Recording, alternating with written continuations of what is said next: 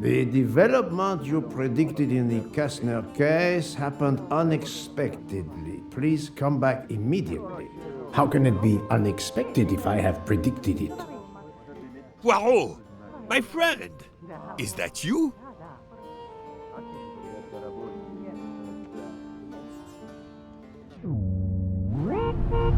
Over here, Poirot.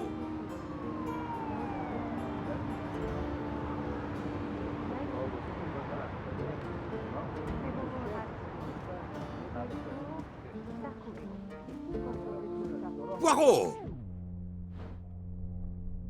Poirot! Is it truly you, my friend? Book, it is indeed me. What brings you so far from home?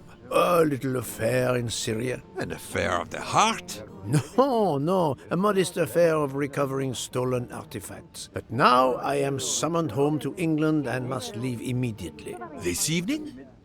You travel on the Orient Express, I hope. I have made no arrangements yet, as I just learned that an emergency has arisen, and I must return to England immediately. Very well. It will be my pleasure to secure you a sleeper on the Orient Express. If the director of the line insists, I accept with pleasure. And we'll dine together, for I too depart this afternoon. We'll have plenty of time to catch up. I'll have the hotel transfer our luggage. Excuse me, sir. You are the director of the line? The Princess Dragomirov would like to know if she may keep her mina in her compartment on the train. Good morning, Princess.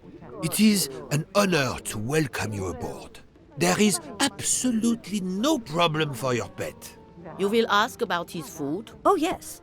The Princess Dragomirov would like to know if there is food for miners on board. Insects, small amphibians, baby rodents. Baby rodents? Of course, Princess. Don't worry. Your bird will be fed as you demand.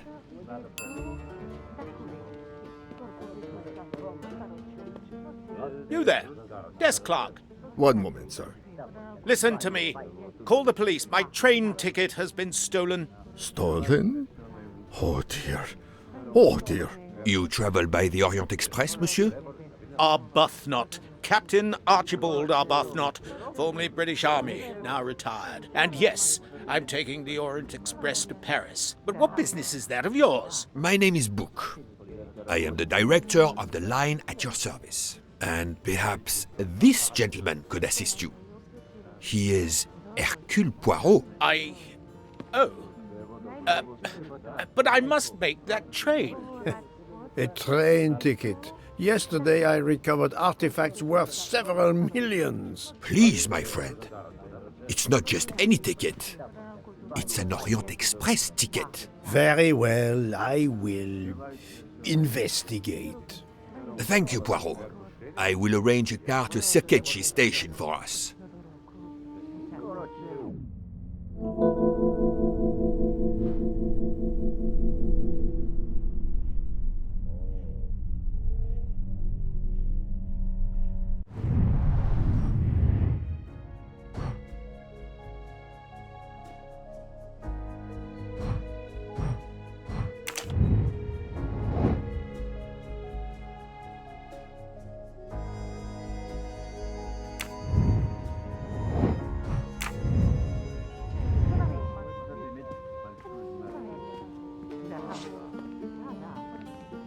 How do you know your ticket has been stolen, monsieur? I put it on a table in my room. I came down here to breakfast, and when I got back, my ticket was gone, and other things were on the floor as if they'd been tossed about. Alors, monsieur, I suggest we begin in your room. Will you lead the way?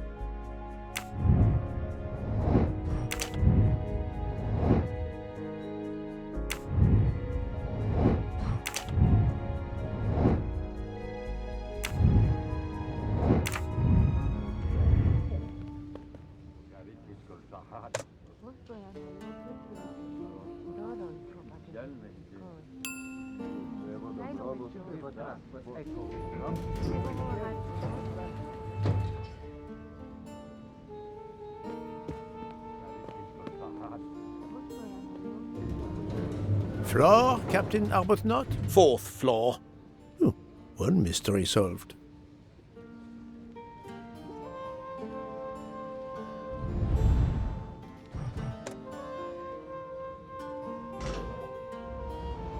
I suppose I can exercise my powers of observation while we wait.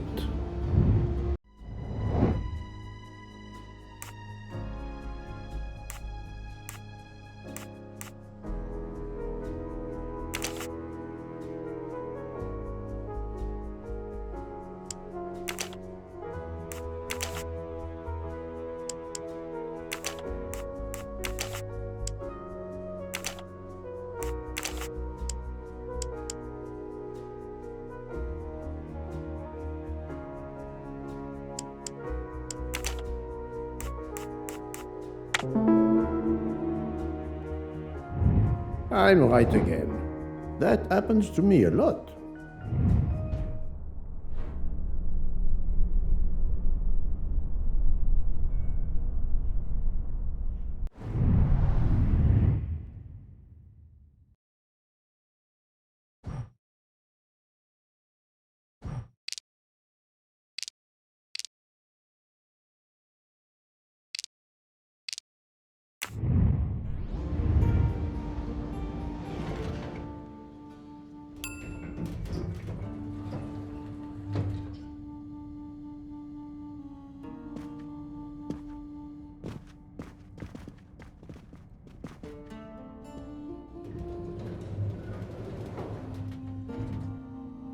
My room's along here.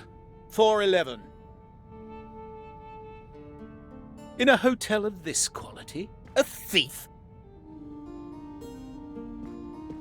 Come on, don't dawdle. It'll be a disaster if I miss that train.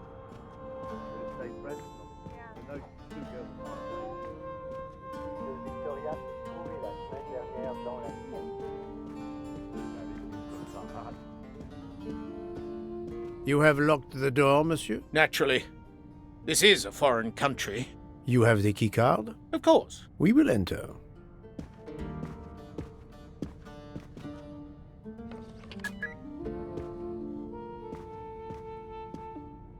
The lock has not been tampered with.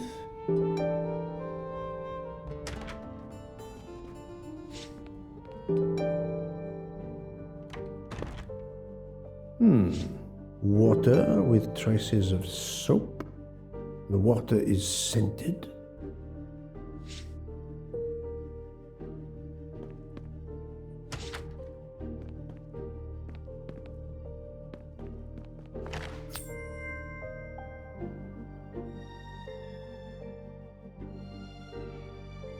Another delightful trophy for my collection.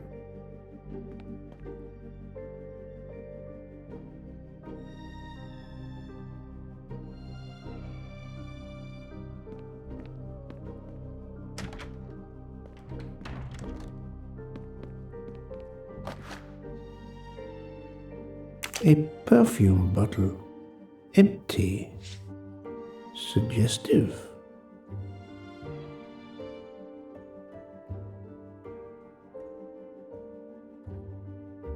paper.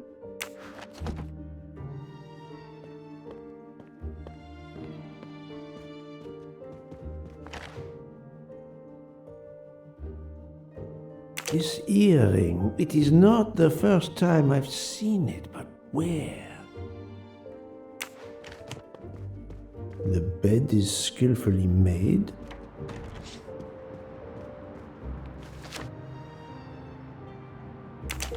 A fact sheet from a tour of Saint Sophia.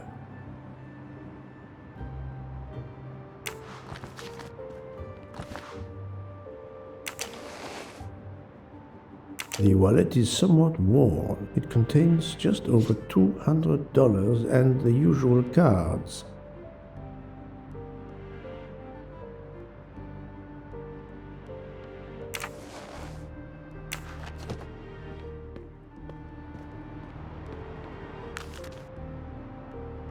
A stamped reservation for the Bosphorus ferry.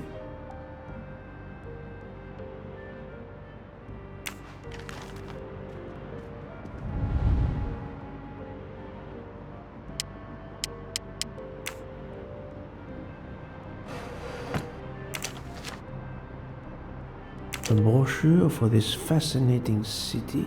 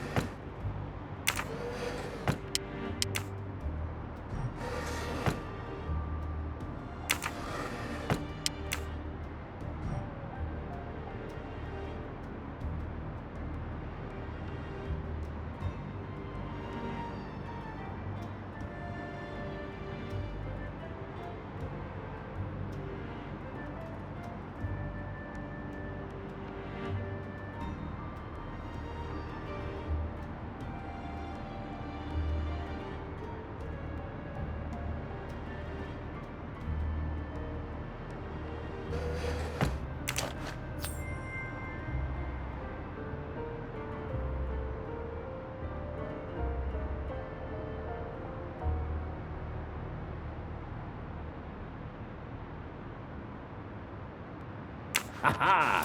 Golden mustache.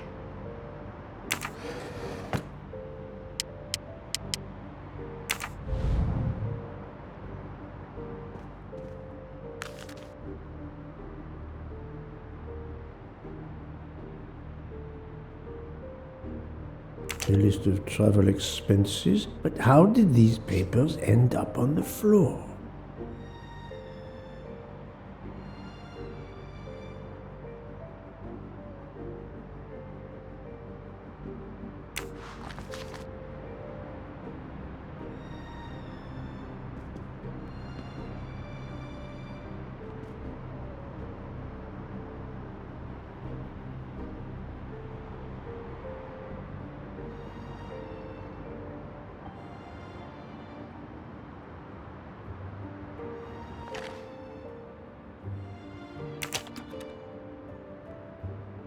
The Conspicuous Gallantry Cross for meritorious service in Iraq, yet he only retired as a captain.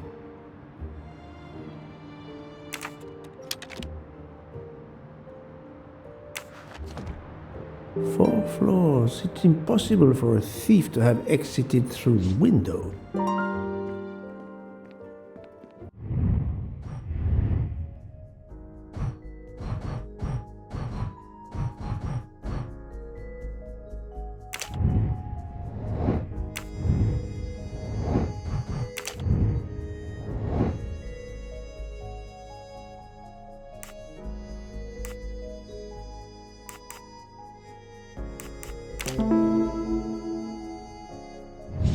My little gray cells did not let me down.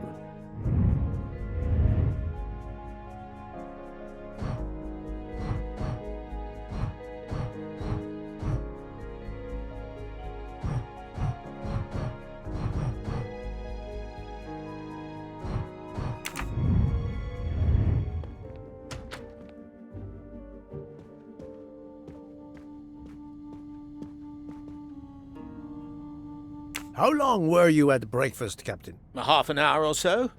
Just a roll and some coffee.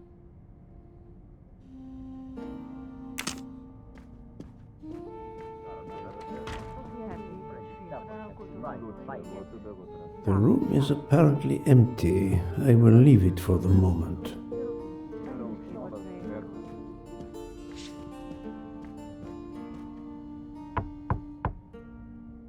Go away, please. A brief word, sir. I will give you 2 brief words. Go away. Monsieur... I've been traveling all night from New York. Must I call the management? Pardon, monsieur. I do not believe we have awakened a thief.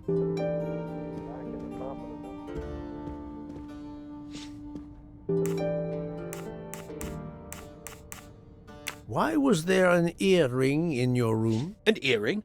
A previous guest, I suspect. I don't wear them. Did you leave the window open? No. That must be how the thief escaped. I think not. Unless the thief had wings. The bed is very neatly made, but the corners are not military style. The price we paid for this hotel? I'm not going to make my own bloody bed. Interesting pronoun, that. We.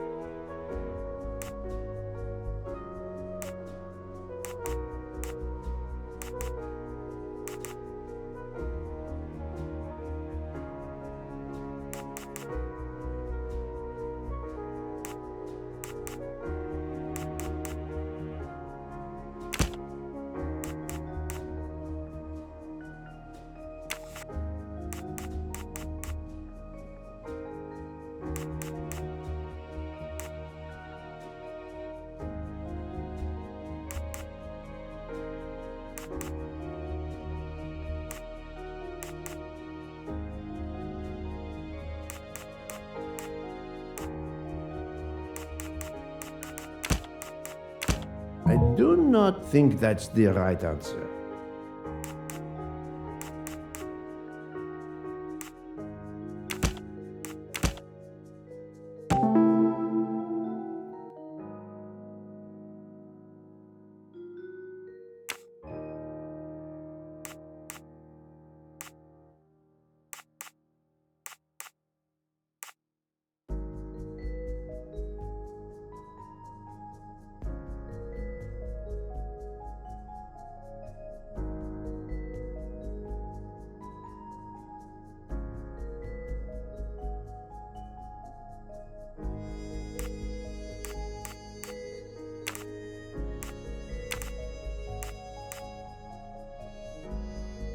The wind probably blew the papers on the floor as it came in through the window. Moreover, the door is closed, and I found an earring on the bedside table.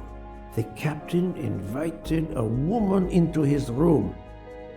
Maybe she is our culprit. That's the right answer.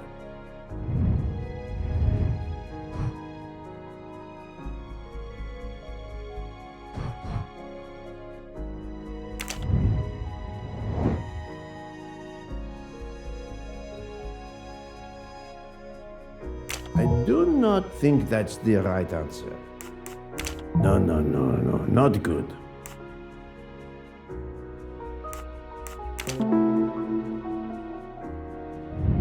My little gray cells did not let me down.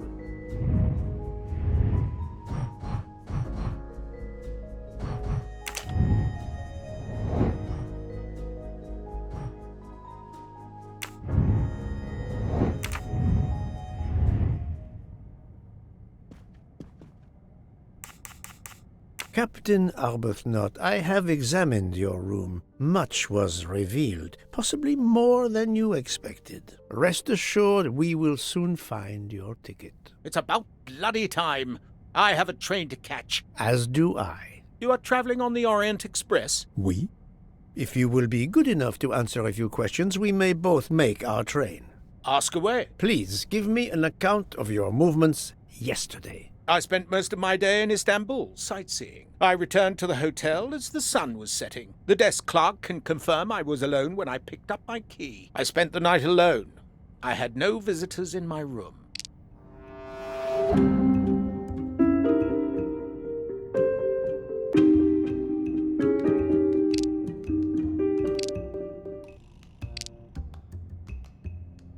Have you told me the entire truth, Captain Arbuthnot? Of course.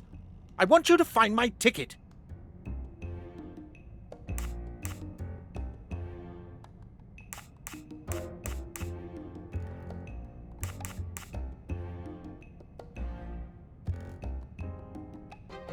Can you explain the earring I found on the bedside table? An earring? Yes. Forgive me, Mr. Poirot. I had some business correspondence that wanted answering. The hotel provides help for business travelers. They sent up a secretary. I dictated a letter, and she mailed it for me. I hadn't noticed that she had lost an earring. And when did you invite this secretary? This woman may be the thief we are looking for. That was yesterday evening. My ticket was still there when I went down to breakfast. She can't have taken it. I see. Never mind. It is easily checked. And there was no other person in your room? No, I swear there wasn't. Ah, well, never mind. If it is not her, there is only one option left. Fine. Please finish your job quickly. I'll be downstairs in the lobby.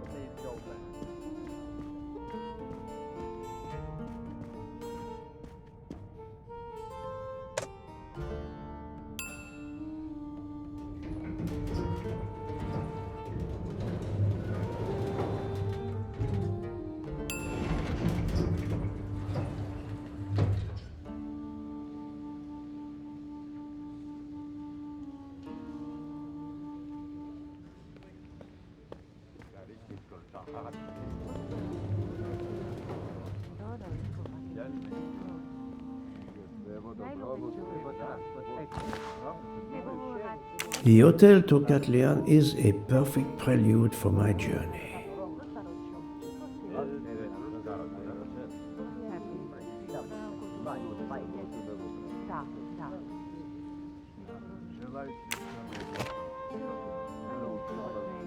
Pardon, monsieur. May I inquire when the staff begins cleaning the rooms? Every morning at breakfast time, sir. After making certain there are no guests in the room, of course.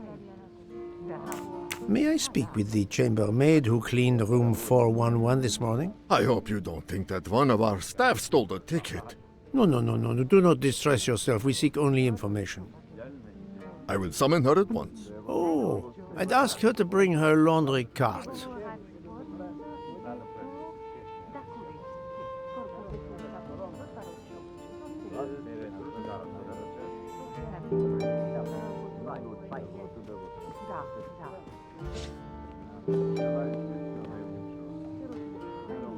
Poirot is not going to touch the dirty laundry.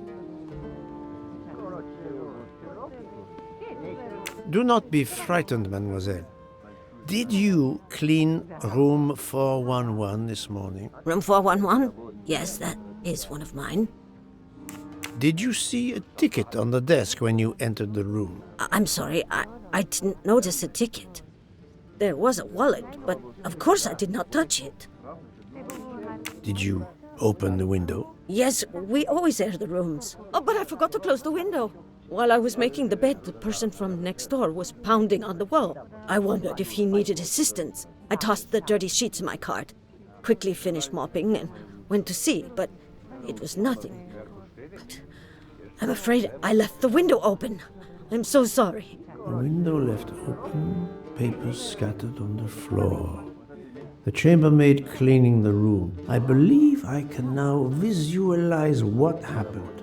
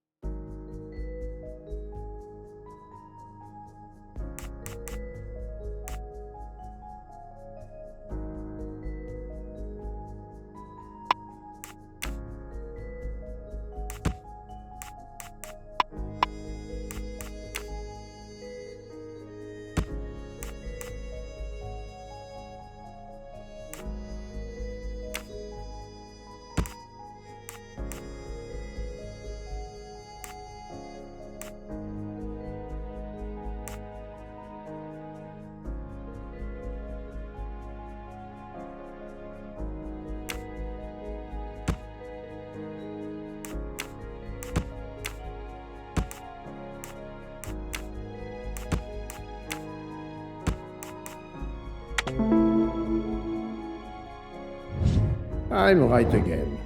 That happens to me a lot.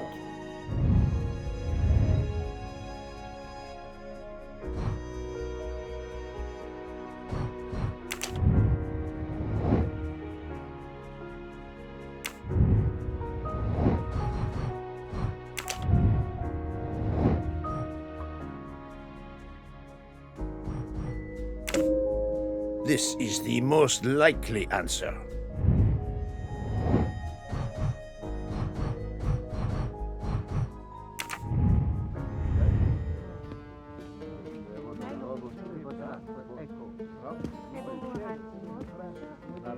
Mademoiselle, would you be so kind as to look in the sheets from room 411?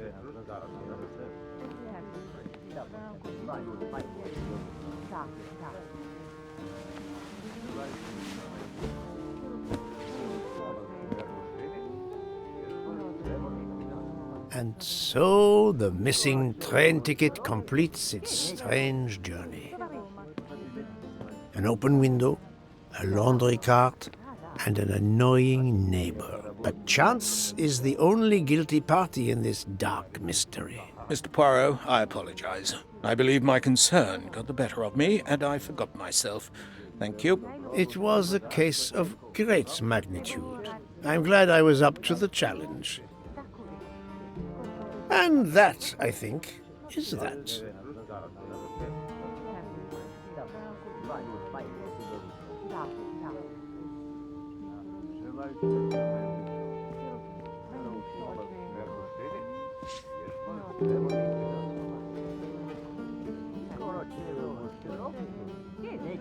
Our bags are all packed. I have my ticket and papers. If you give me yours, I'll hang on to mine. but as your secretary... As my secretary, you see to the bags, Hector. Yes. Yes, sir. That man, I have a curious impression of him, as if I were observing a wild animal, uncaged.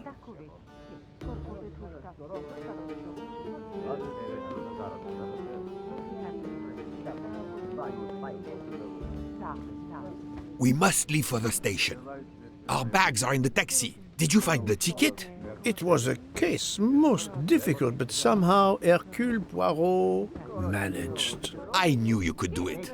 Now we can sit back and enjoy a relaxing train ride.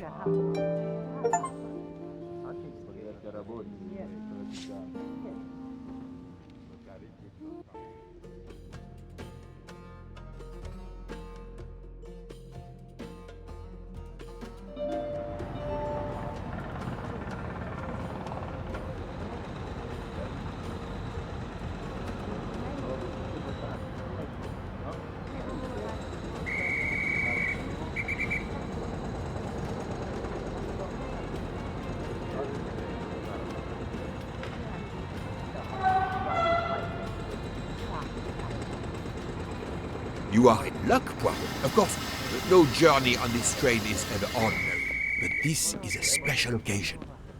To celebrate the 140 years of the Orient Express, the engine will be none other than the splendid Pacific 231G558. There she is, Poirot. The most celebrated train in history. Oh, my eyes fill with tears of pride. It is time we were aboard, my friend. Follow me. The wagon-lit conductor, Pierre Michel, will direct you to your compartment. Lead the way, Book. It was built in France in 1922 by the Compagnie Batignolles-Châtillon. At the time of its purchase by the SNCF in 1938, it could reach speeds up to 130 kilometers per hour. Wait until you see. It is like traveling back in time. Today, the train is limited to 100 kilometers per hour. I assure you, that will be more than fast enough to get you to Paris in time for your connection to London. In the meantime, you will bask in the magic that is the Orient Express.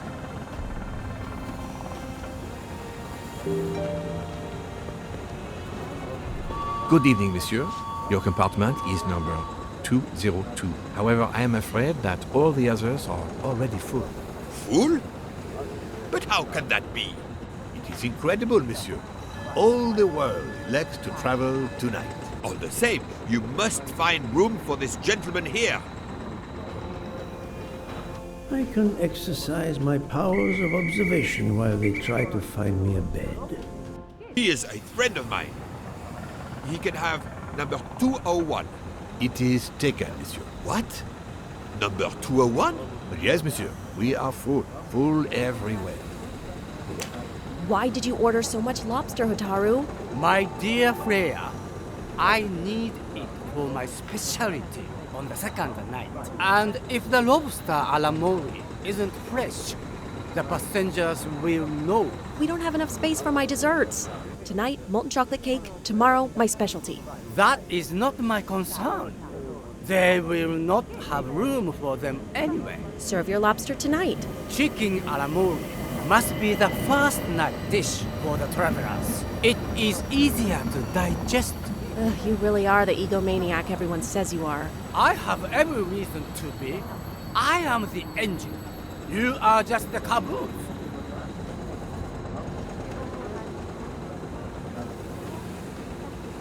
Darling, we have to get aboard. I know. I have heard of the phobia of fear of flying, but fear of trains? Now you're making fun of me. Never, my love. We'll board shortly, once our compartment is ready.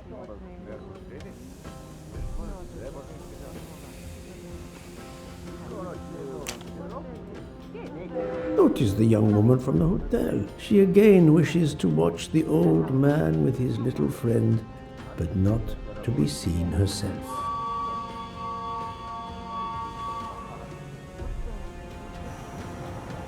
Is everything aboard the train, Hector? In your compartment, Mr. Ratchet. I'm having them disinfect the room again as you instructed. I also got a call from the Indians. The sale is going through as you expected. There was never any doubt. No other phone calls, Hector? From Geneva or Venice? No, sir. Who were you expecting? Never you mind. Check our tickets. We're not going in until everything is confirmed. The young man seems quite agreeable. But the other, the older man, is something quite different.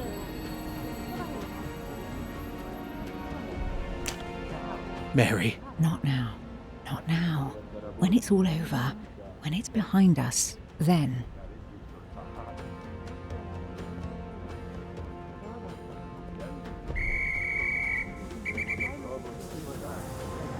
Poirot, I am mortified.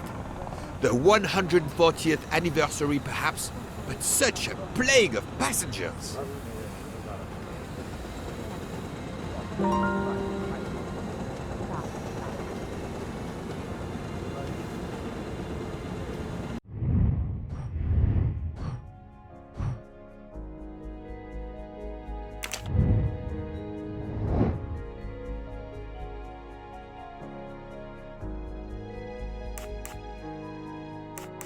Great.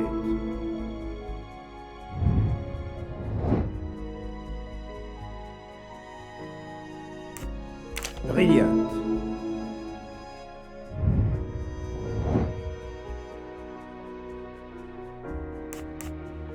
Fantastic.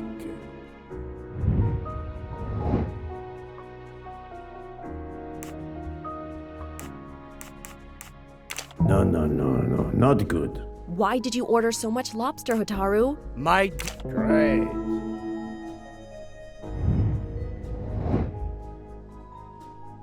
This is wrong. But I'm never far from the truth. Notice the young woman from the hotel. She again wishes to what? Well done. My little gray cells did not let me down.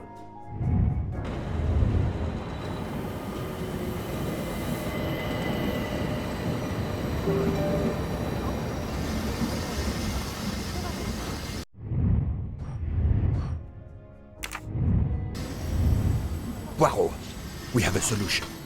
A gentleman has not yet come. An Englishman, a Monsieur Harris. A name of good omen. It is already time to leave. What do I care for Mr. Harris? As Monsieur pleases. I had your things sent straight to your compartment. Unfortunately, you will be with another traveler. No. Only for the first night.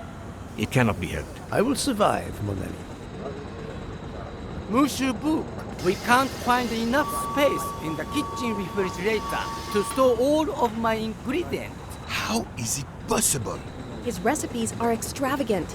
We need to leave something on the platform. If my lobsters don't go, I don't go. And have the passengers on the Orient Express go hungry? Never! Must I intervene? The problem is unworthy of Poirot, but I do not intend to starve on the most luxurious train in the world.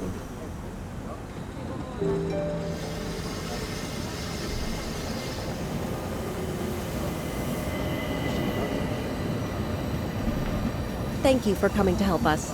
It is impossible to fit everything into the Gary's refrigerator. Obviously, my entrees are more important than dessert. If Mr. Mori delays his lobsters for a day or two, we can restock at another station. Delay? You ask me to delay? Priya? Calm yourself, my friend. I'm sure we can find a solution. Is that a diagram of the refrigerator? May I see it? Yes, he refuses to look at it.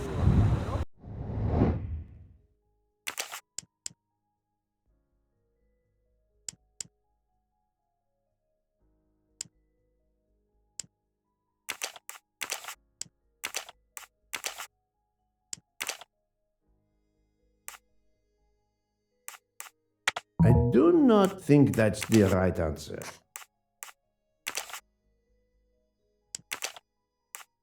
Think, Poirot. That is not a good answer. No, not...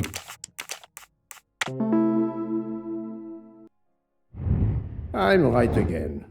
That happens to me a lot.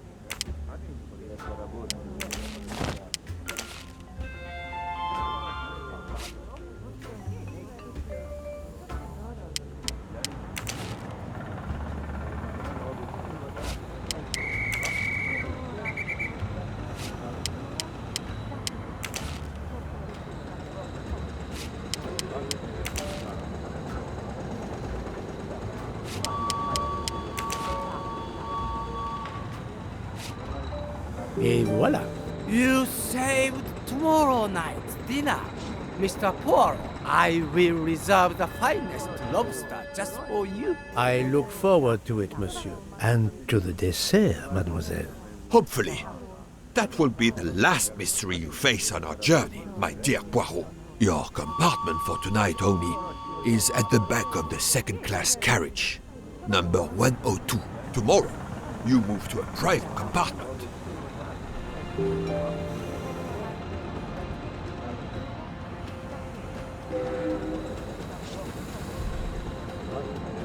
Welcome, Monsieur Poirot. I apologize for the delay. Thank you, Monsieur Michel. I am delighted you could accommodate me.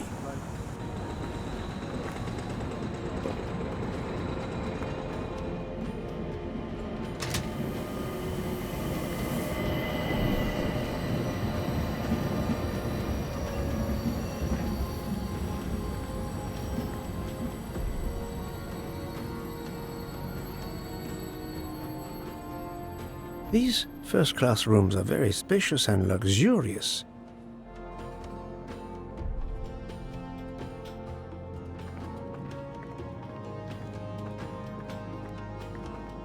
Pardon me? Oh, my apologies.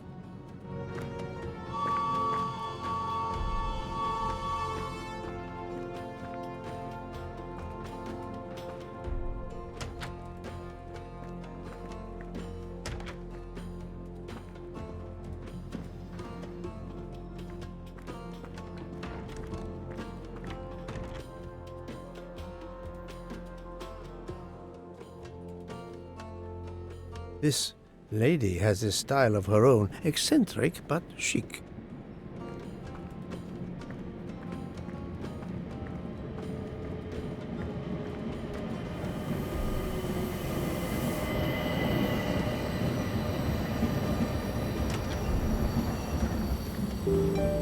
Excuse me, I think you made a mistake. You are Mr. Harris? No, my name is McQueen.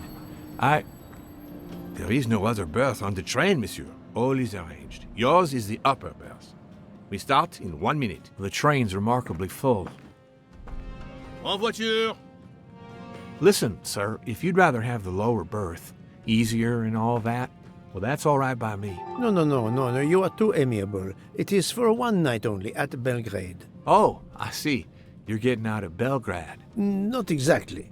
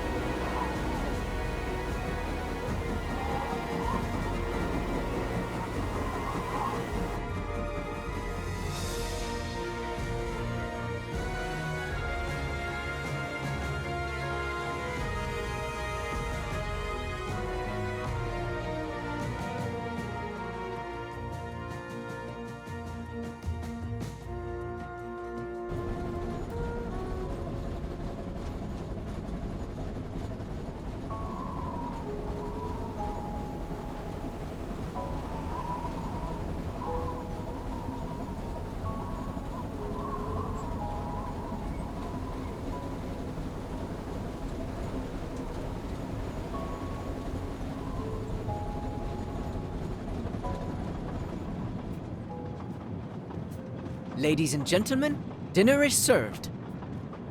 You may join the rest of the passengers in the dining car.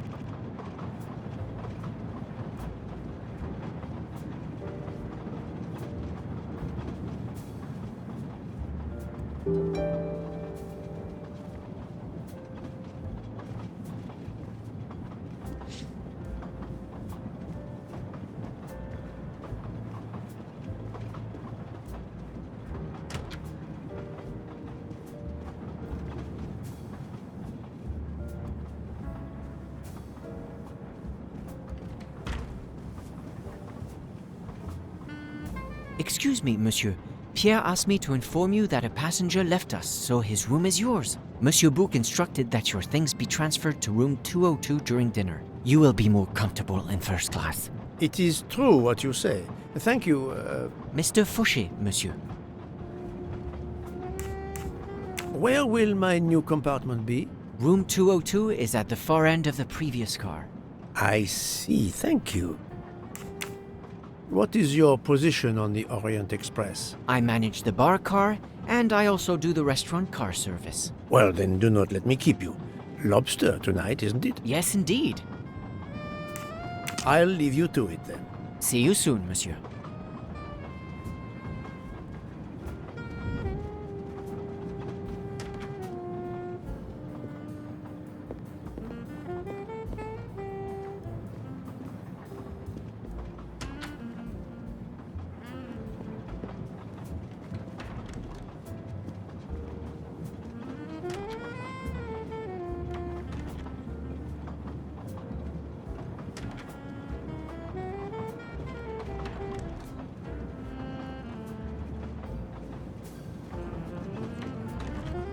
Please, my friend, join me.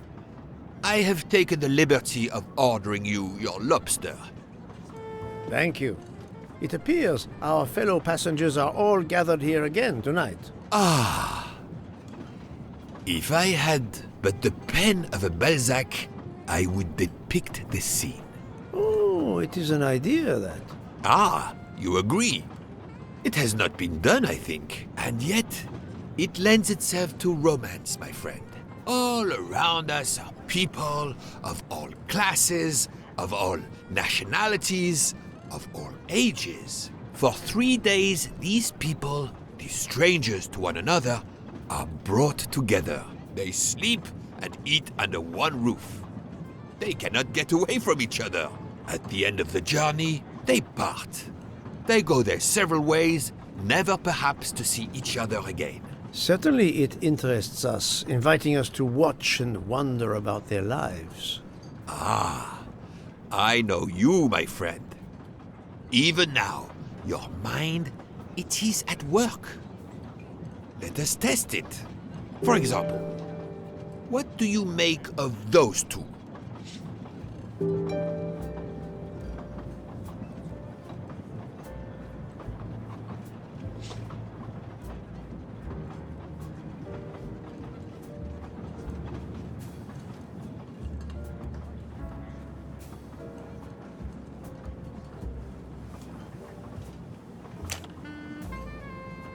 Mamma mia, you can feel the power of our engine. We climb into the mountains with ease. I know something about the power, and this baby has it in spades. There's something special about a train, I'll give you that. I sell toys, and model trains are one of our biggest items, and not just for children either. You sell model cars too? Sure, but give me a train any day. Oh, my friend, what do you have against the cars? Now I work at Fortuna in Italy as a spokesperson. We are producing the next generation of electric cars, the Fortuna Firenze. Like the city, it is beautiful. We got the competitors looking over their shoulders so much, they're going to hit something. Didn't mean to be insulting. It's just that there's something magical about a train.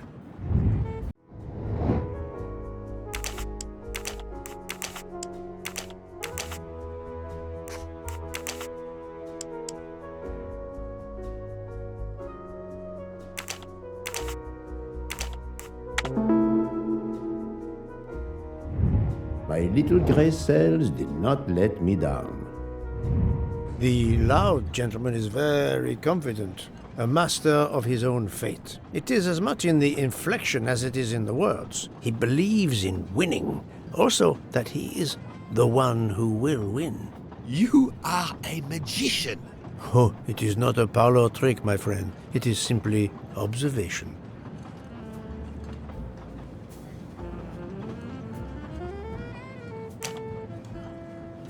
I was visiting my daughter. She works at the American Embassy in Istanbul. I told her she'd never find a husband there. Since I wanted to see Paris on my way home, she told me I should take this high-class train.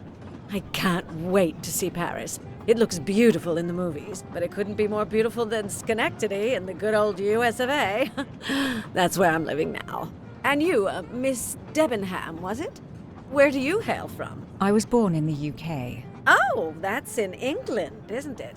What do you do for a living? I teach English to children in other countries. I see. Oh, I wish I spoke a foreign language. My daughter speaks several languages. Let me tell you about her work. It's very important.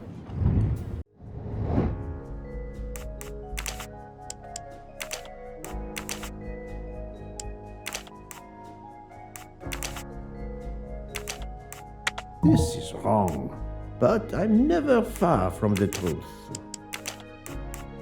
No, not good.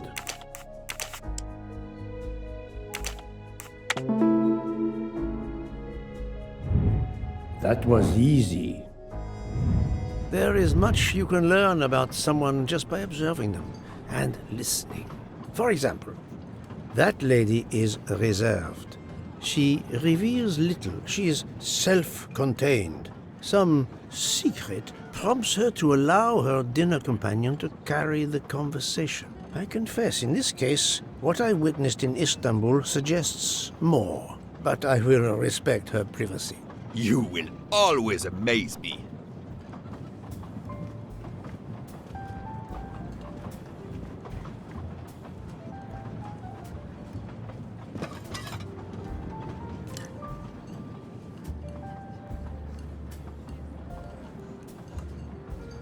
My friend, this is one of the best desserts I have ever eaten. You have always had the sweet tooth. But it is a masterpiece. I can't understand how the dessert can be so good. I would love to know what the recipe is.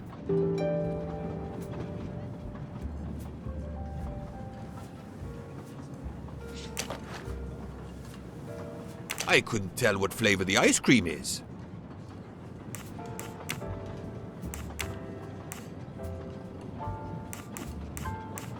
It looks like lemon. Look at the zest. Yes, I wasn't sure what that was.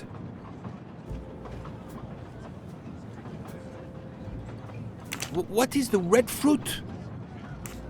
It looks like a raspberry. You have a good eye, Poirot.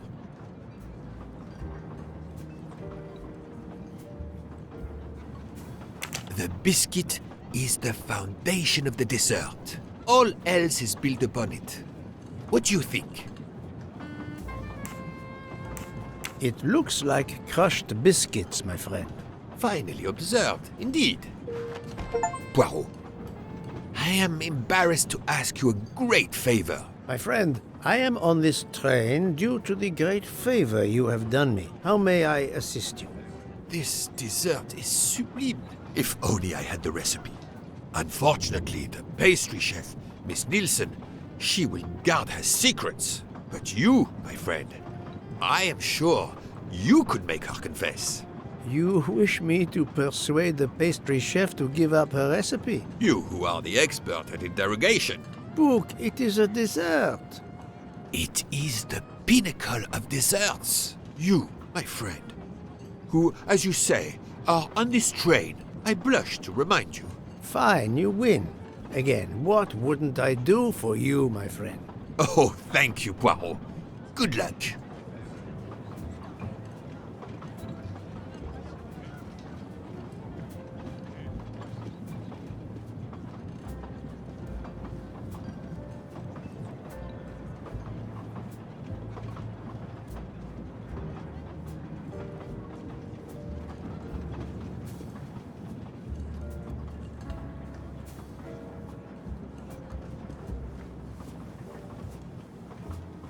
Good evening, mademoiselle. Good evening, sir. How can I help you? That was a magnificent dessert you served us tonight. I wanted to tell you personally how much both Monsieur Bouc and I enjoyed it. Thank you very much, sir. In fact, it is so good. Monsieur Bouc insists on knowing how you made it. Oh, sir, I'm sorry. You must know a chef never gives away their recipes. But, well, you helped with the refrigerator, and without space in it for me, there would have been no dessert. Very well. To prepare tonight's dessert, first I melt sugar to make caramel. Then I spread this caramel to make tuiles. Between two tuiles, I add a small scoop of lemon ice cream, and I put the whole thing on a strawberry crown. Poirot, you are suspicious even now. The pastry chef gave up her prized recipe a little too easily. I sense she wasn't entirely honest with me.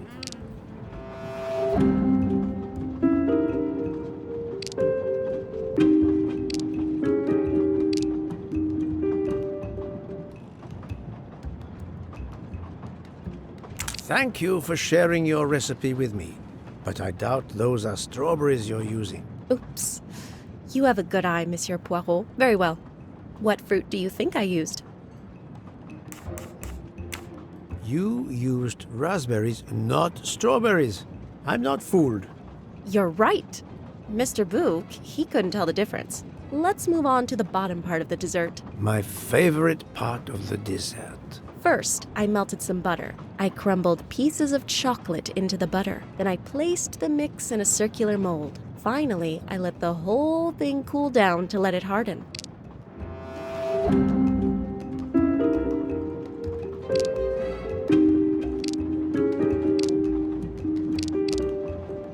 It's certainly not chocolate that you've crumbled. I see you do have an excellent palate.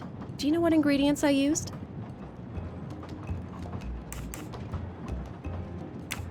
A clever pastry chef might mix crushed biscuits with butter to create this delicious base. That's it. You're getting closer to the entire recipe. Closer? I've caught murderers with less difficulty than this. I'll give you one last challenge. I'm sure you will be able to figure out the order I mix my ingredients in. If you can, you will have earned my recipe. Mademoiselle, solving the murder of Roger Ackroyd was easier than this.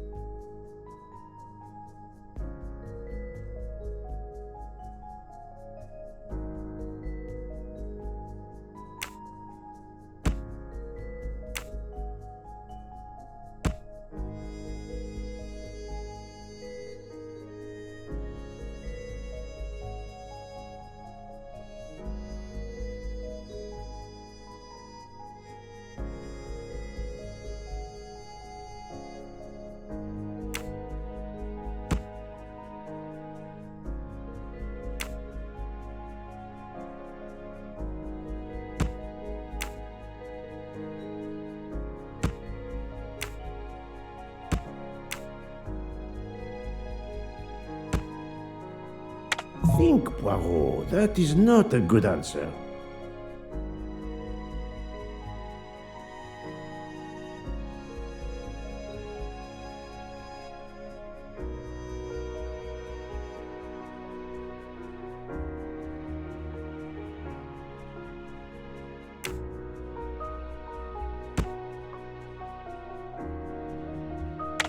do not think that's the right answer.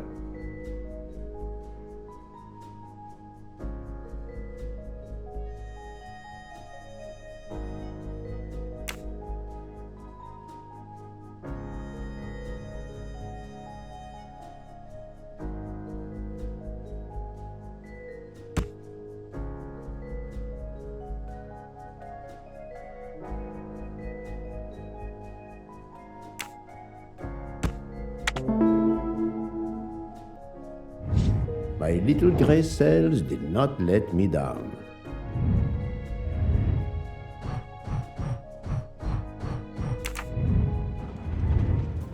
As promised, my recipe is yours. Give me 5 minutes to write it down for you. Thank you. I am in your debt.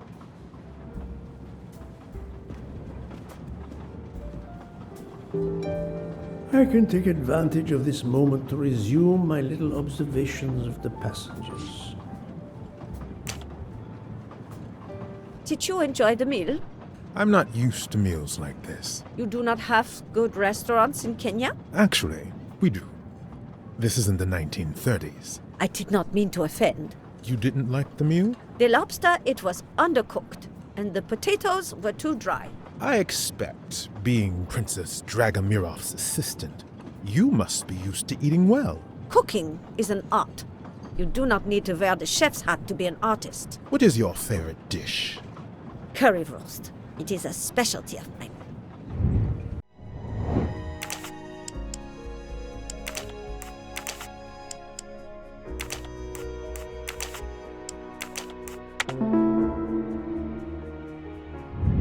Et voilà.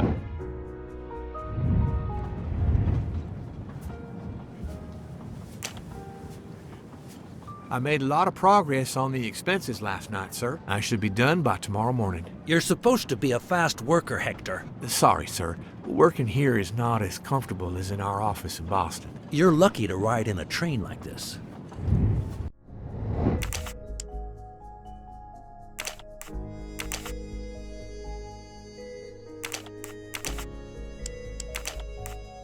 This is wrong.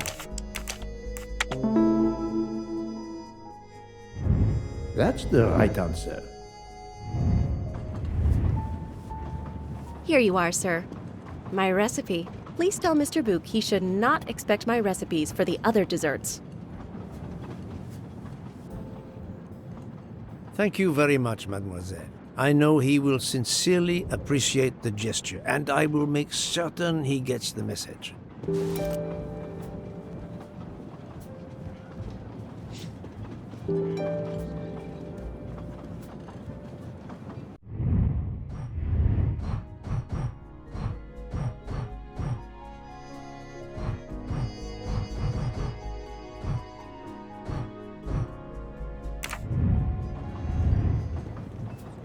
Poirot, you were gone such a long time. It proved more challenging than I expected. This is wonderful. Did it require the use of your little grey cells? More the exercise of my little taste buds. Thank you so much, my friend. Eat your dessert. You've earned it.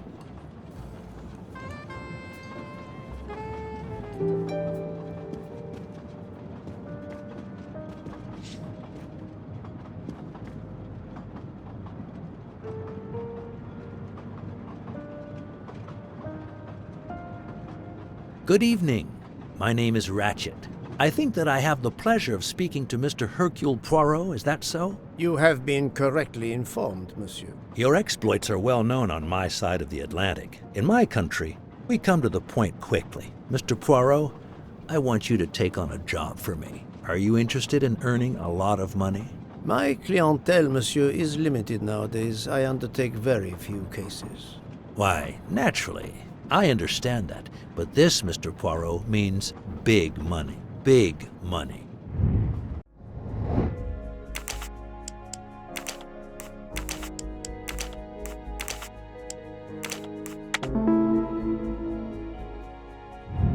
Et voilà. What is it you wish me to do for you, monsieur Ratchet? Mr. Poirot, I am a rich man. A very rich man. Men in that position have enemies. I have an enemy. Monsieur, in my experience, when a man is in a position to have, as you say, enemies, then it does not usually resolve itself into one enemy only. Yes, I appreciate that point. Enemy or enemies, it doesn't matter. What does matter is my safety. My life has been threatened, Mr. Poirot. Now, I'm a man who can take pretty good care of himself. But as I look at it, a little insurance wouldn't hurt. And remember, big money. I regret, monsieur, that I cannot oblige you. What's wrong with my proposition? If you will forgive me for being personal, I do not like your face, Mr. Ratchet. Oh, if you wouldn't mind, I'd like to finish my coffee peacefully.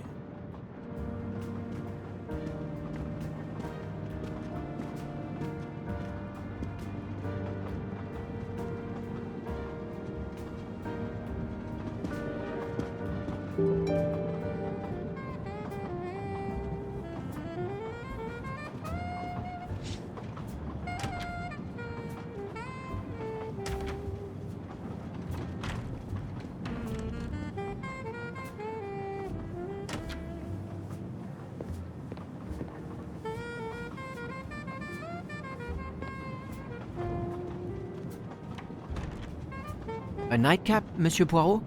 A cup of coffee, Monsieur Fauché. Then I will retire to my new compartment. I'm sure you will find it to be most comfortable.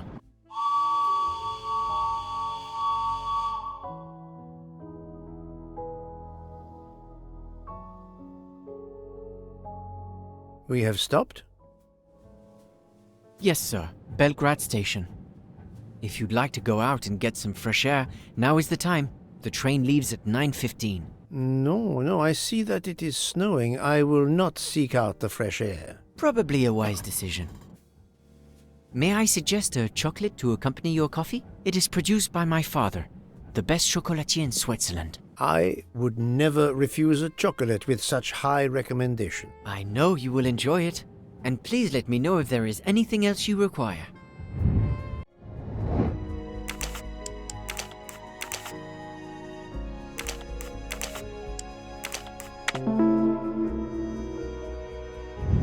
That's the right answer. Everything was perfect. Thank you very much. My pleasure. Is there anything you require, monsieur? No, merci.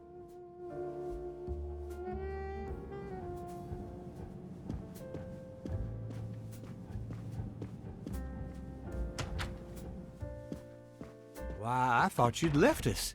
You said you were getting off at Belgrade.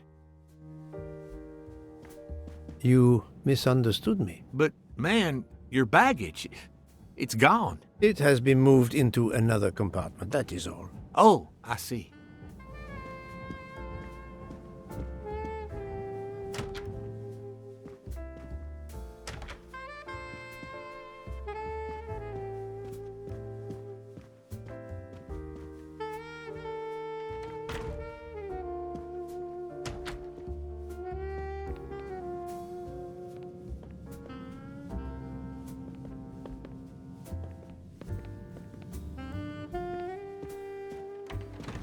I wish you a good night, Monsieur Poirot. Good night.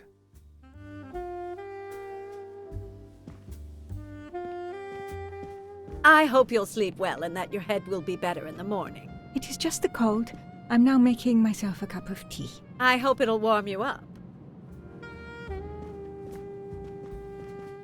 I hope so. Good night. Well, good night, my dear. What a brave girl. On the other hand, that man there in the next cabin, Monsieur Ratchet, he scares the hell out of me. There's something wrong about that man. My daughter always says I'm very intuitive. When Mama gets a hunch, she's dead right. That's what my daughter says. And I've got a hunch about that man. He's next door to me, and I don't like it. I put my bags against the communicating door last night. I thought I heard him trying the handle. Well, whoever you are, I'm going right to bed to read. Good night. Good night, madam. Whoever I am?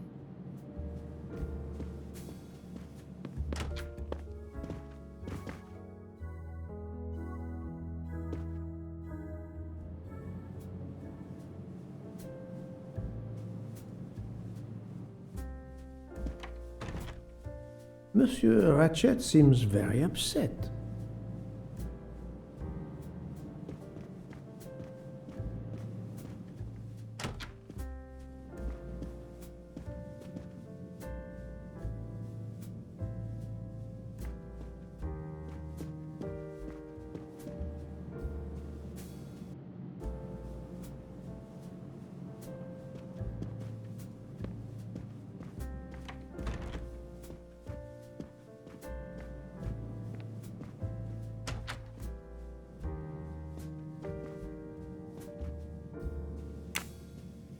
Ah, finally a real bed fit for a king or a very tired detective.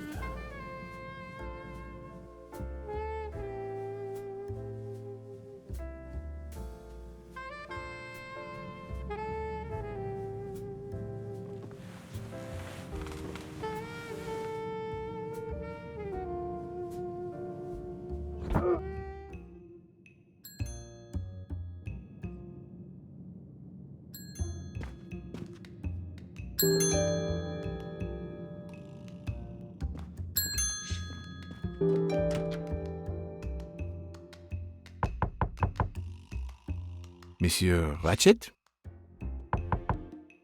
Ce n'est rien, je me suis trompé.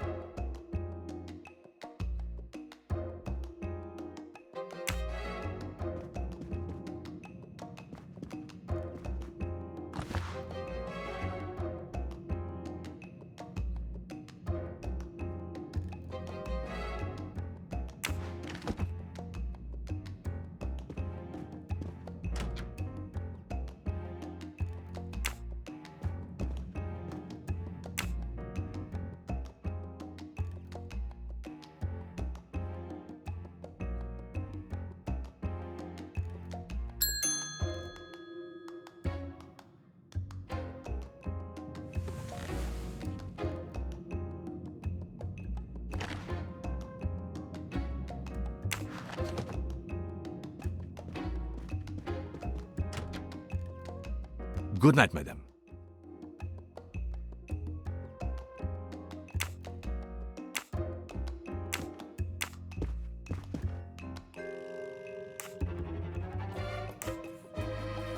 The American lady? Yes, don't worry. You'll know how Mrs. Hubbard is. Imagine to yourself the time I have had with her. She insists, but insists, that there is a man in her compartment. Just imagine it, monsieur. In a space of this size, where would he conceal himself? I argue with her. I point out that it is impossible. She insists. She woke up and there was a man there. And how, I ask, did he get out? And leave the door bolted behind him? But she will not listen to reason. That one does not leave time to listen. The train has stopped, Mr. Michel? We have run into a snowdrift. Heaven knows how long we shall be here. I remember once being snowed in for 7 days. Where are we? Between Winkowski and Brod. Oh la la. It's time for me to go back to bed. I wish you a good night, monsieur. Or what is left of it.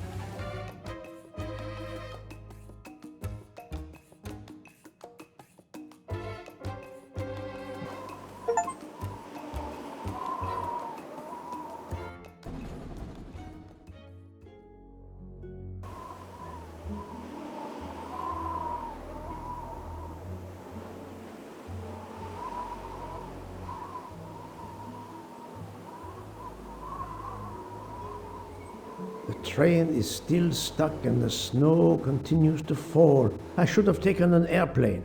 Well, I must make the best of it and join the other passengers for breakfast.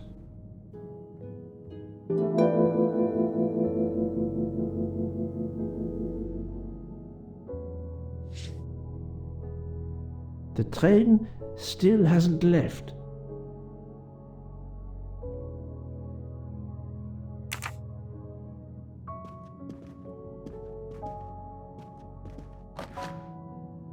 The mustache comb to tame unruly knots.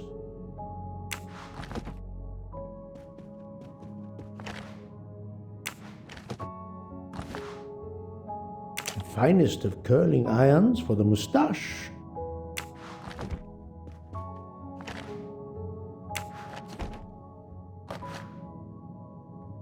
Wax to preserve the perfect symmetry of the mustache.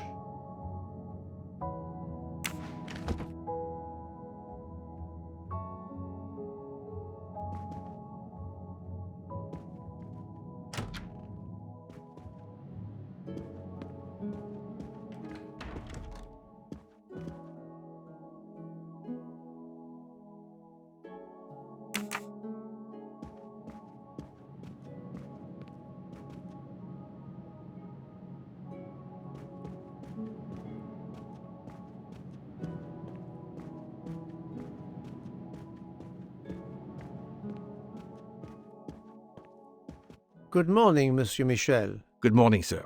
Please enjoy our special breakfast in our restaurant.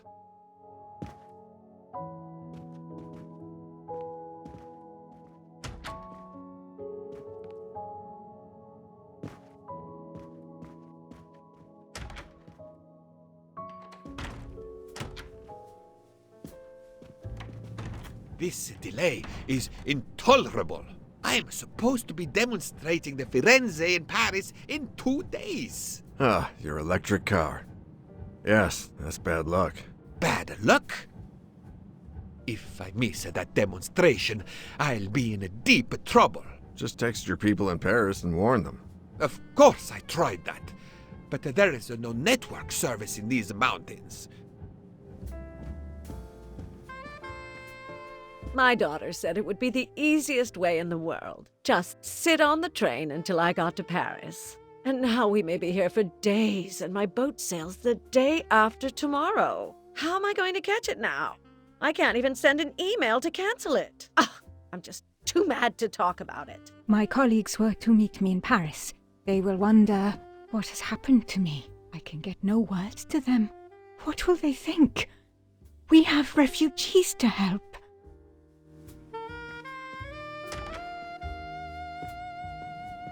Good morning, madam. The snow is a predicament, is it not? I am Russian. Snow is no stranger to me. Ah, the accent. Would it be St. Petersburg? You are very perceptive. Monsieur Poirot, is it not? And may I take it I have the honor of addressing Princess Natalia Dragomirov? We dispense with the old titles these days. My husband, all of my past, was taken from me by these Stalinists. When they were gone, I became director of the St. Petersburg Museum of Antiquities to restore and preserve what I can of my country's history. Still, the delay must be vexing. If I must be late for my appointments, then they will wait. I know that I would certainly wait, madame. It has been my extreme pleasure to make your acquaintance, madame. Au revoir, Monsieur Poirot. A beautiful piano. What a luxury. Pity there's no one to play it. Mademoiselle, you are not concerned about the train stopping? What can one do? Indeed, this does not make the train move. You have great strength to remain calm at a time like this. I know one far, far stronger than I. And that is? Well, that old lady, for instance. You have probably noticed her. She just has to lift her little finger and ask for something in a polite voice, and the whole train runs. It runs also for my friend Monsieur Bouc, but that is because he is a director of the line, not because he has a masterful character. You don't have to have a strong will when you have power. But I suspect I did not need to tell you that, Mr. Poirot. Mr. Poirot. Good morning, Mr. Fauché. You have early customers, I see. Yes, I am stuck serving here as well at breakfast. Everyone is impatient. They keep complaining that the train is not moving, as if I could get out and push it. It's too early for me to order a boxcar. That is the appropriate drink, I believe. A gin triple sec, lemon and grenadine mix. A drink for a train indeed. But not perhaps for my breakfast. I think I will settle for an omelette. Good luck, sir. Miss Nielsen is helping to serve in the dining car.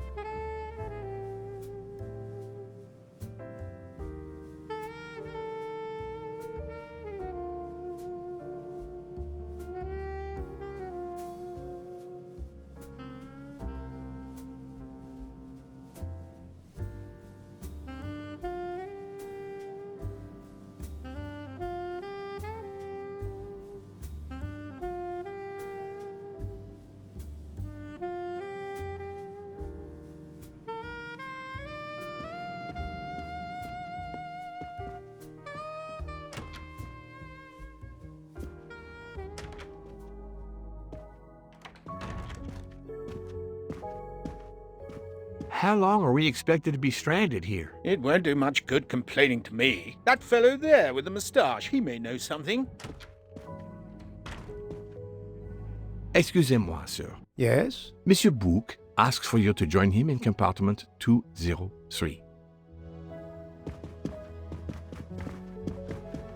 Look here, Poirot. Can you tell us anything? I can tell you the snow, it will not move aside on its own.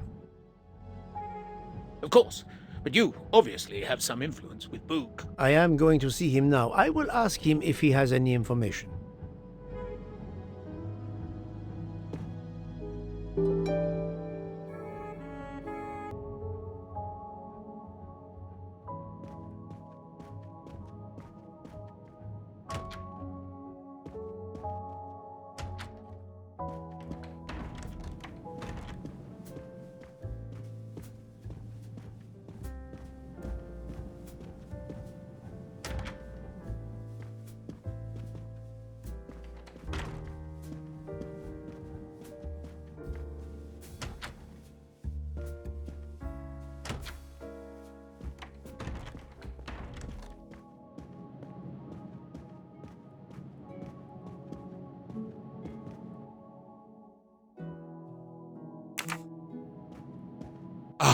My good friend, come in.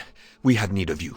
What has occurred? A passenger lies dead in his bed, stabbed. A passenger? Which passenger? In there. He's an American, a man called Ratchet. It was his valet masterman who was worried that Mr. Ratchet was not awake yet. Pierre Michel, the conductor, decided to break in and found the body. I see. Well, my friend, I think it is best not to touch anything and wait for the police to arrive. Oh, I tried to call the police, but there is no cell tower for many kilometers. We could be stuck in the snow for hours. The murderer is with us. On the train, now! The sooner we catch him, the sooner we'll be out of danger. Dr. Constantine is already examining the body. Mon ami, this is not a missing train ticket. We must follow procedure. We must wait for the police to secure the crime scene. Please, Poirot. I will take full responsibility. Book, you ask.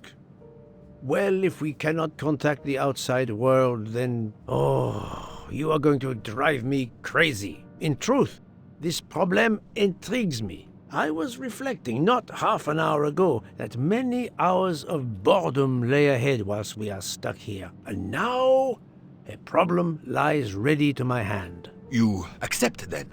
C'est entendu. You place the matter in my hands.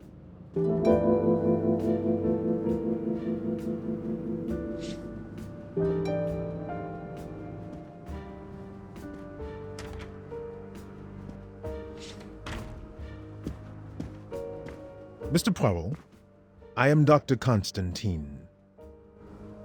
Forgive me, Doctor. You are a medical examiner? No, but I have assisted in post-mortems at Nairobi Hospital, where I am a teaching fellow. I am familiar with your excellent institution. I do not intend to perform a full autopsy, but a preliminary examination should be of some use. Of course. May I have a look? Then we can compare notes. Please. If you need any help, I won't be far away.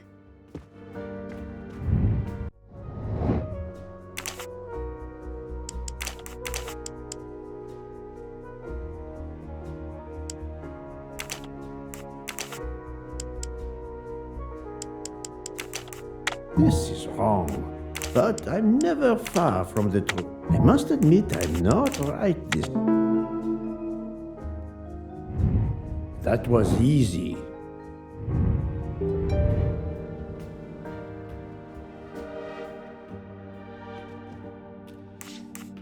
I'm sorry, Doctor, but I must question you. Of course. I must be considered under suspicion like everyone else. May I know your movements last night? I share compartment 101 with Mr. Book. He would not stop talking about his beloved train. I listened to him for hours talking about his Orient Express. My friend Book will no doubt confirm this. Did you know the victim? Not at all. I noticed him last night at dinner, but I did not pay much attention. Did you touch anything in here this morning? I checked for a pulse. There was none. Rigor mortis had commenced. The body was cool to the touch. I touched nothing else. What can you tell me about the victim? He died from multiple stab wounds of varying angles and depth. More than one would have been fatal. I would place the time of death roughly between midnight and 2 a.m. With more time, I hope I can be more precise. I assume the open window complicates matters. Indeed. Conditions are not perfect. Thank you for your help, Doctor.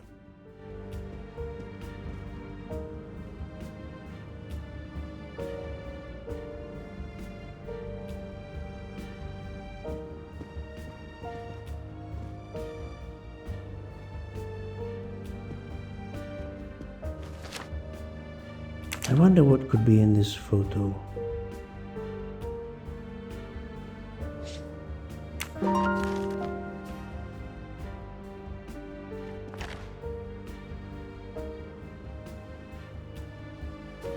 A box of sleeping pills. I'll take photos.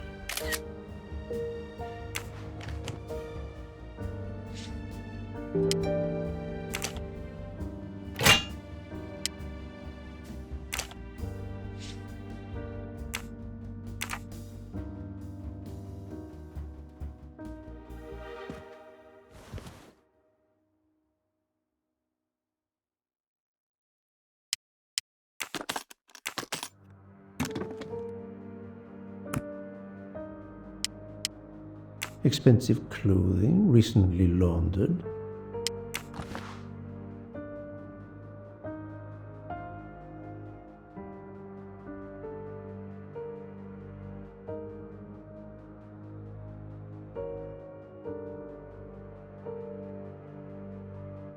Not exactly the reading material one would expect of a man like Ratchet.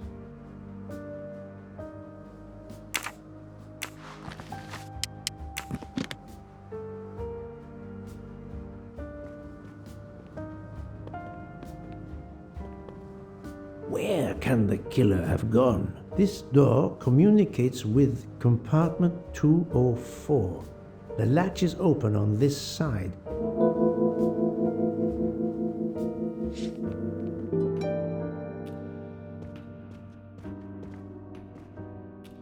The chain lock is broken. Monsieur Michel told me that he broke the chain on the door to get into the room.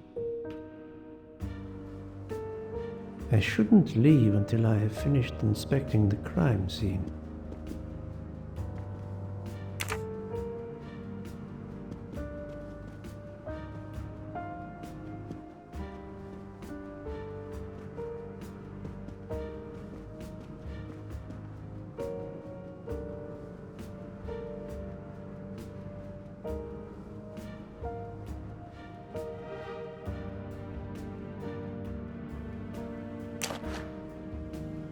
A handkerchief.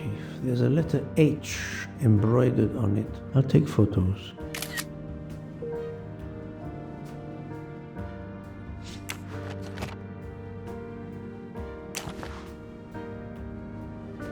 Did it belong to Ratchet?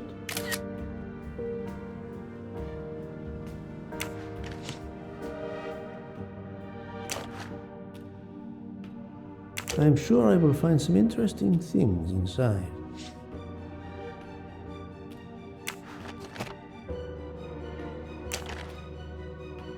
This phone was deliberately smashed.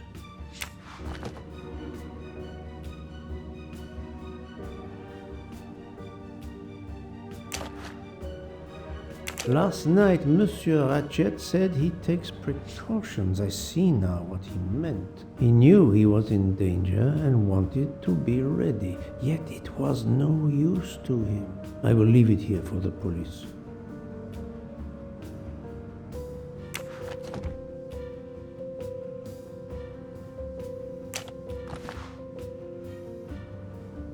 The watch is broken, the hands are stopped at 1:15 a.m. One would expect that to be the time when the attack occurred.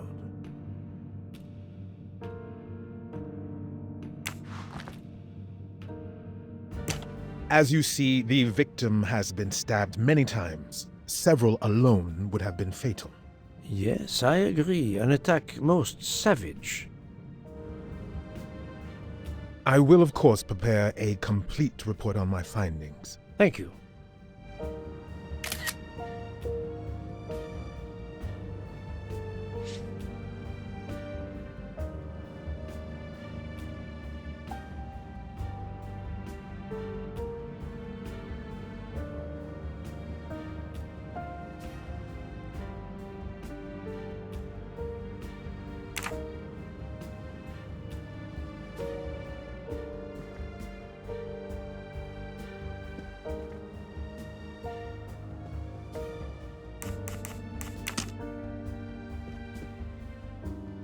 The snow is falling only lightly this morning. The murderer would have left tracks in the snow if he had jumped out the window.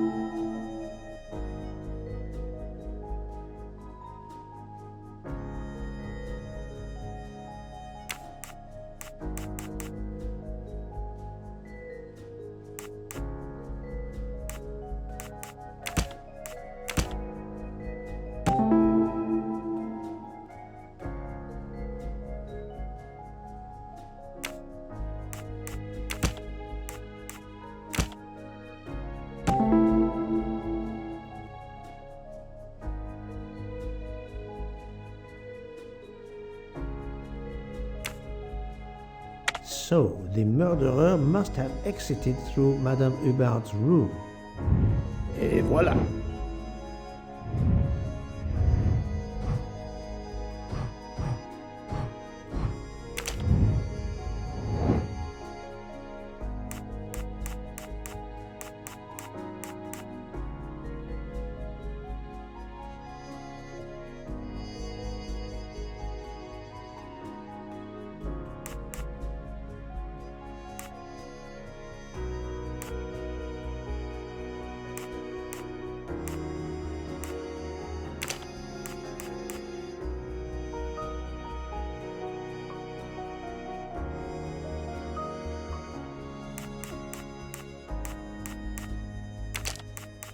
No, not good.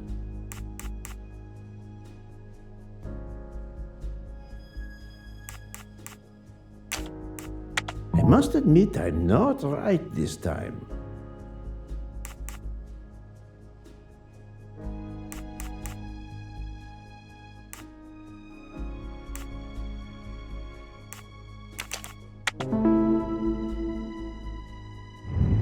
That was easy.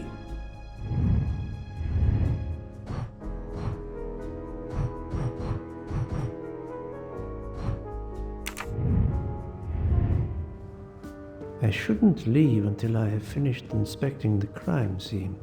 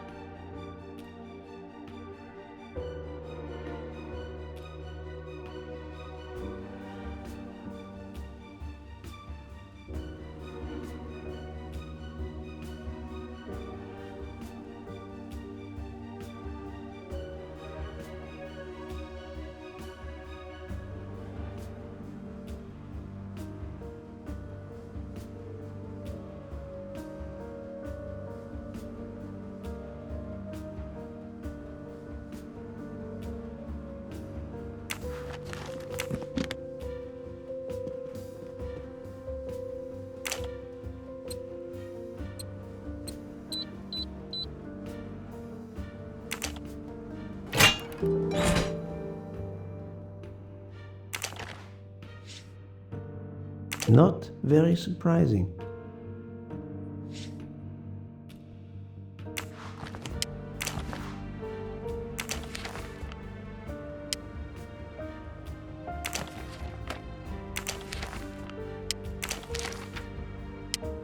Ratchet had an appointment he will never keep.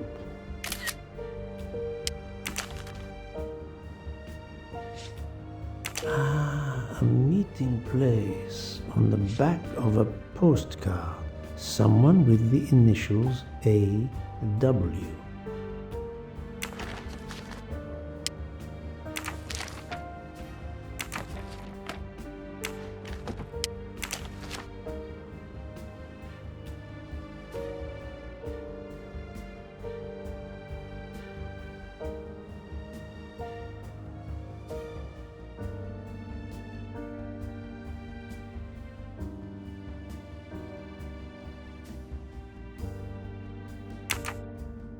An unusual letter, this.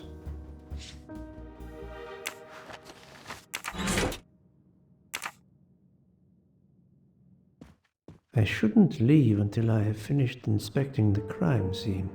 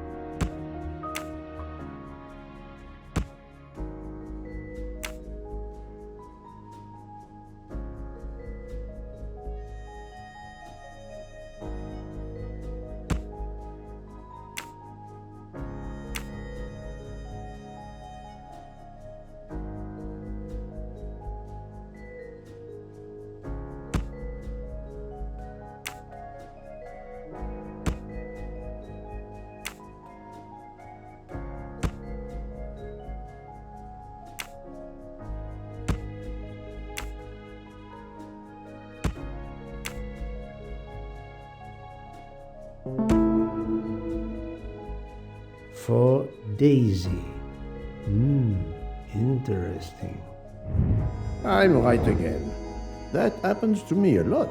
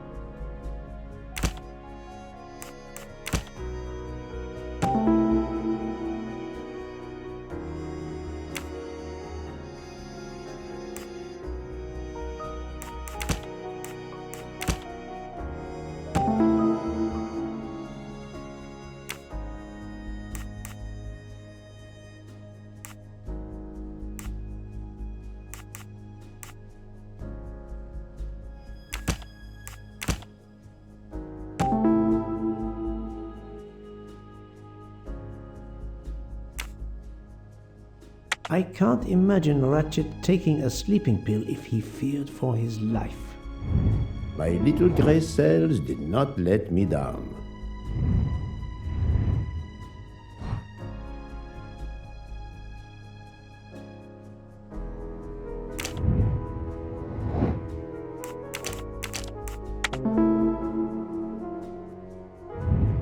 That was easy.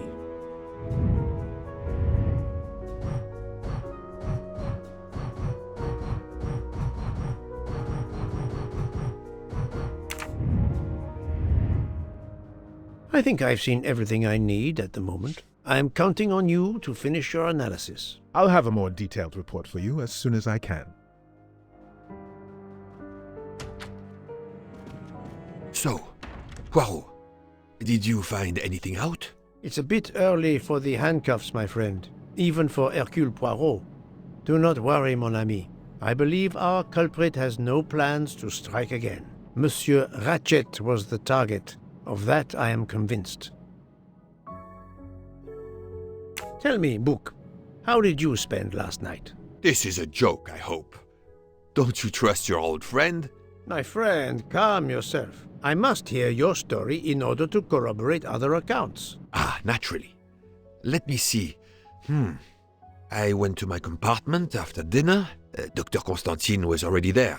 We talked about his career. He's a Cambridge man, you know. After university, he returned to his country and has done much good there. He was so interested in the Orient Express. I told him all the anecdotes I know. I'm not certain when we fell asleep, but it was very late. Here is what I have found out. Monsieur Ratchet was stabbed many times. I also found threatening letters in his safe. He had a loaded gun under his pillow, so he was on guard, ready to defend himself. However, there was an empty glass with white residue at the bottom. I suspect a barbiturate. Perhaps he was forced to take it. In any case, I am certain he was unconscious, unable to defend himself. I also found several other items at the crime scene, possibly related to the murder. They must be investigated. By all means, Poirot. As fast as you can. I also found liquid for an electronic cigarette, but I could not find a vape. This might belong to the murderer. This criminal is an amateur.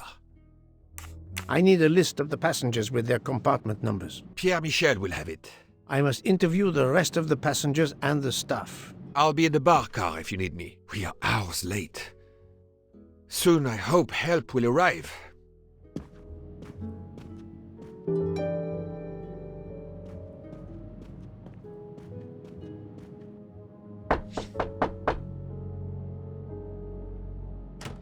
Good morning, madam. I am Hercule Poirot. Caroline Hubbard. What can I do for you, Mr. Poirot? I am the bearer of unfortunate news. It's obvious with all the commotion that something has happened. Madame Hubbard, I am afraid your neighbor, Monsieur Ratchet, was murdered last night. Oh my God! I knew it! I knew it! I would like to ask you some questions, but first, may I inspect your room? Of course, yes, you must.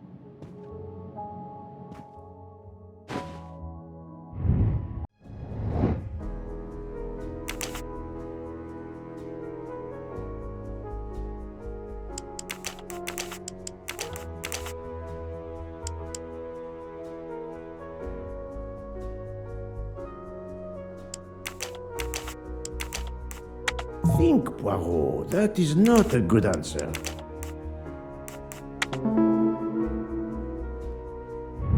I'm right again. That happens to me a lot.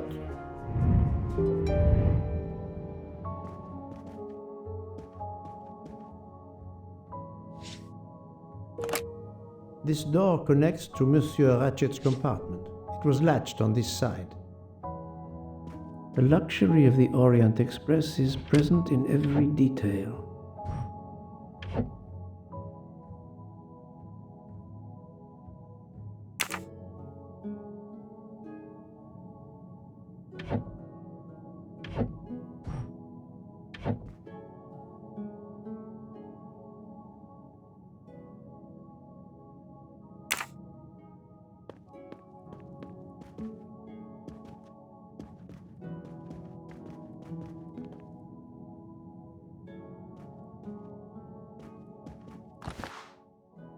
Here is a jacket button. It bears the logo of the Orient Express.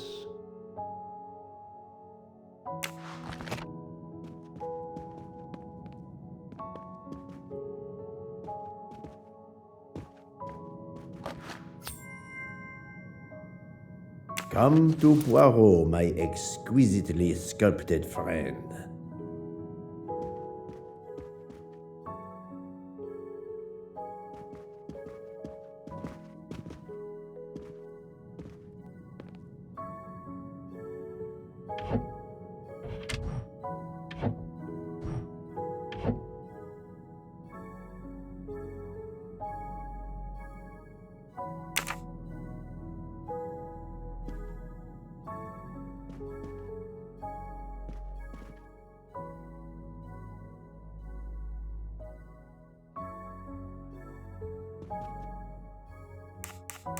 Madame, please tell me about last night.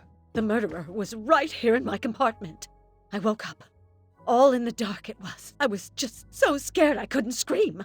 I pressed the call button. I pressed and pressed. I heard footsteps running in the corridor, then a knock on my door. "Come in," I screamed. And I switched on the lights at the same time. And would you believe it? There wasn't a soul there. You think he went back into the other compartment? How do I know where he went? I had my eyes shut tight. The conductor came in. I told the man what had happened, and he didn't seem to believe me. I asked him to search the room, but he found nothing. I told the conductor to look at the door between the compartments, and sure enough, it wasn't bolted. Well, I soon saw to that. I told him to bolt it, then and there. How is it you didn't bolt the door between the two compartments? But I had. Well, as a matter of fact, I asked that Swedish lady, Olsen, Greta, if it was bolted, and she said it was. How was it you could not see for yourself? I was already in bed, and my toiletry bag was hanging on the hook of the door. I couldn't see the latch from where I was. What time was it when you asked her to do this for you? Oh, it must have been around 10:30 or 10:45 p.m. She'd come along to see if I had an aspirin, but instead of opening my door, she opened Mr. Ratchet's door by mistake. He said something quite rude, like, "Not a chance, lady, you're too old." It shocked her. She came in. I told her where to find the aspirin, and she got it out of my toiletry bag. Poor girl, she didn't have a good night. The same could be said for Monsieur Ratchet. It appears Mademoiselle Olsen may be the last person to see Ratchet alive.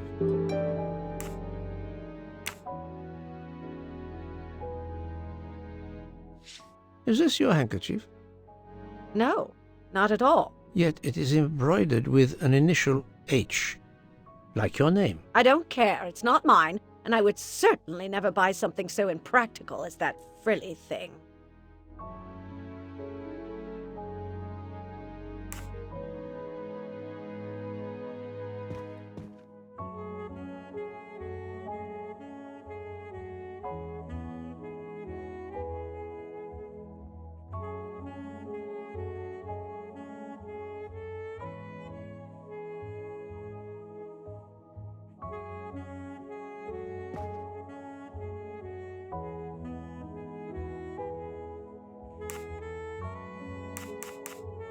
Are you a smoker? No, definitely not. Filthy habit. I found a jacket button on your table. It looks like it belongs to...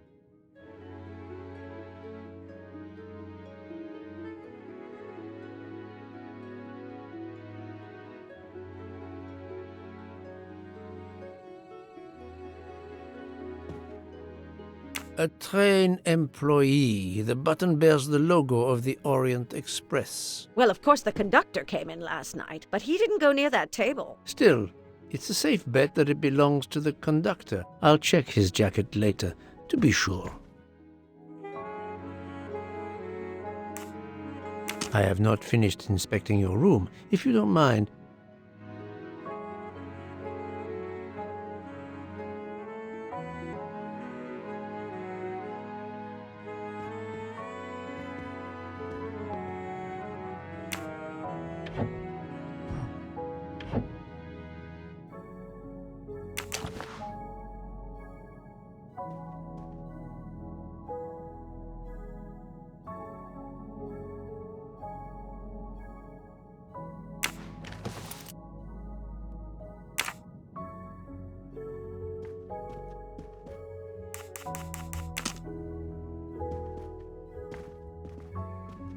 Let's see if Mrs. Hubbard was telling the truth about the latch of the connecting door.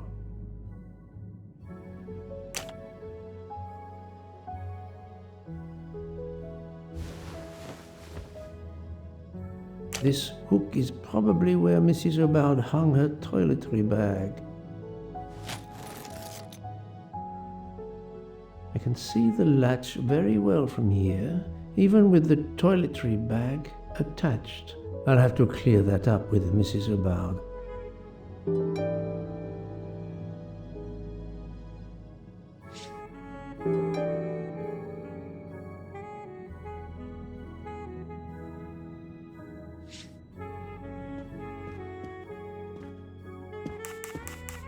Mrs. Hubbard, you told me that the door connecting the two compartments was closed, correct? Yes, it was, as I told you.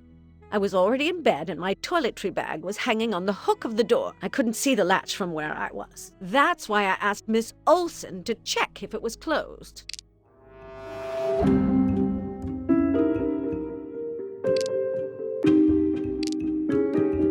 Are you sure everything you've told me is accurate, Madame Hubbard? Of course. I have an excellent memory. Mrs. Hubbard, I tested putting your toiletry bag on the door hook as you told me. From your bed, you can easily see the latch on the door. The toiletry bag does not hide the latch at all. Are you saying I'm lying? It may have been stuck somehow in a different position, or I may not have seen it in the darkness, or I didn't think to look. you irritating man. Details matter, madame. A man has been most savagely murdered. You will excuse me if I attempt to separate the truth from the false. Forget my toiletry bag and focus on who entered my compartment.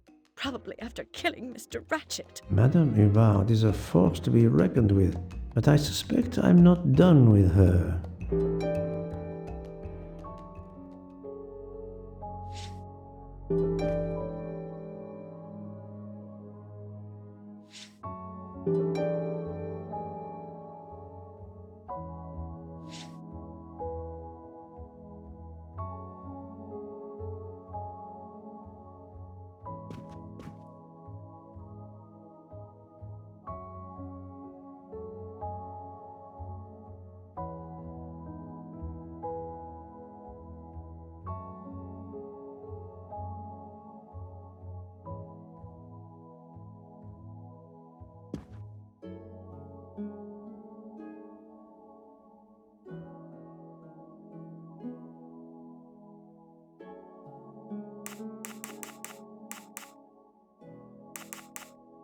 Thank you for your assistance, madame.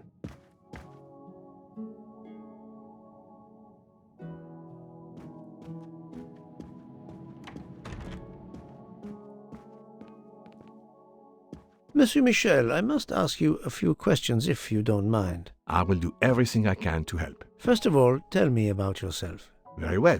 My name, as you know, is Pierre Michel. I am from Calais. I've been with the company for over 15 years. Thank you.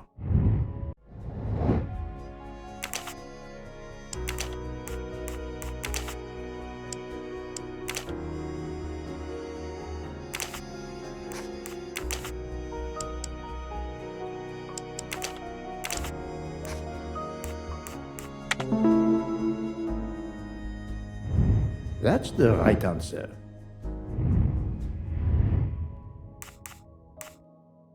Can you provide me with a listing of the passengers and their rooms, please? Yes, certainly.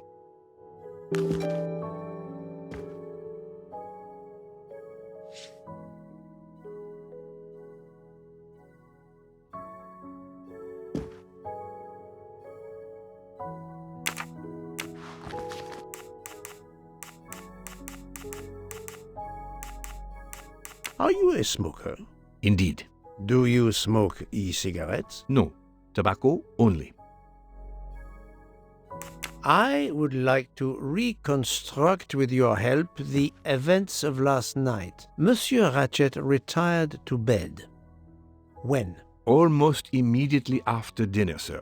Actually, before we left Belgrade. Did anybody go into his compartment after that? His valet, monsieur. Monsieur Masterman. And then his secretary, the young American gentleman, Monsieur McQueen. And that is the last time you saw or heard of him? No, monsieur.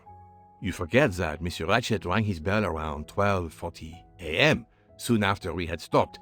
I knocked at the door, but he called out in French, "Ce n'est rien, je me suis trompé." I then left to answer another bell that had just rung. Where were you at 1:15 a.m.? I was sitting on my little seat at the end of the car, facing up the corridor. Are you sure? I left a little after 1 a.m. to speak about the snow with my colleague Jean in the bar car. I came back later. There was a call. I remember speaking to you. Indeed, I remember. Carry on. It was the American lady, Madame Hubbard. She thought she saw a man in her compartment. Then, around 1:50 a.m., I made the bed for Monsieur Ratchet's secretary, Monsieur McQueen. He had spent the evening talking with the English Captain Arbuthnot. At 2 a.m., I returned to my place and stayed there until dawn. What is the last station where we stopped? Vinkovsky. Could someone have come on board? Possibly. I was very busy. Owing to the weather, we were a few minutes late. We left at 12:10 a.m. I found a button from an Orient Express staff jacket. Did you lose one by any chance? No, monsieur. As you can see, I have all my buttons. It is not mine.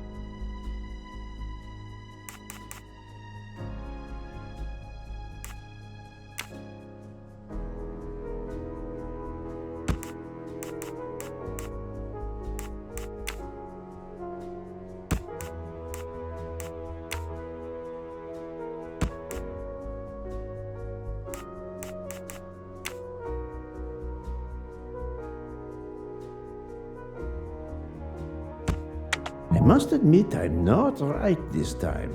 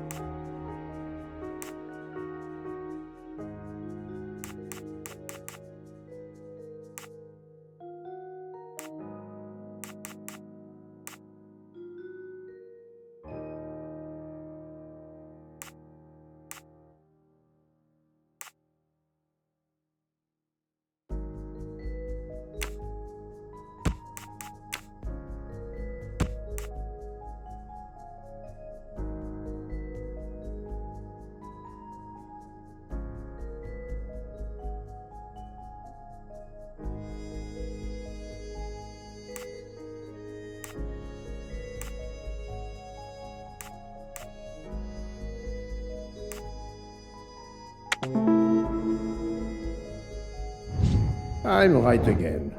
That happens to me a lot.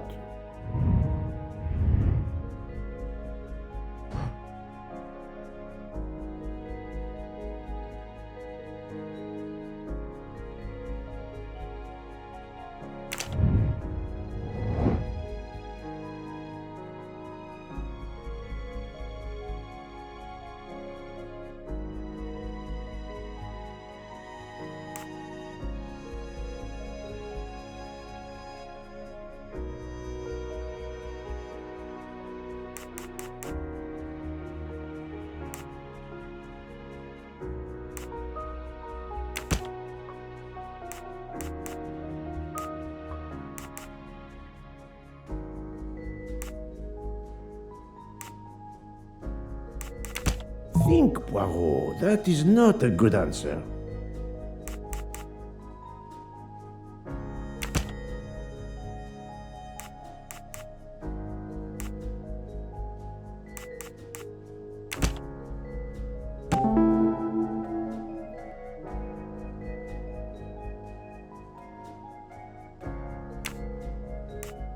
While Monsieur Michel was chatting with Monsieur Fauchet in the bar car between 1 a.m. and 2 a.m., the murderer could have escaped Ratchet's room without being seen.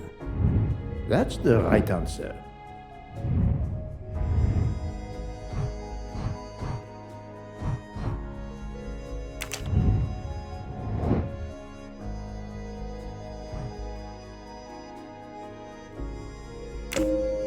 This appears to be a good lead.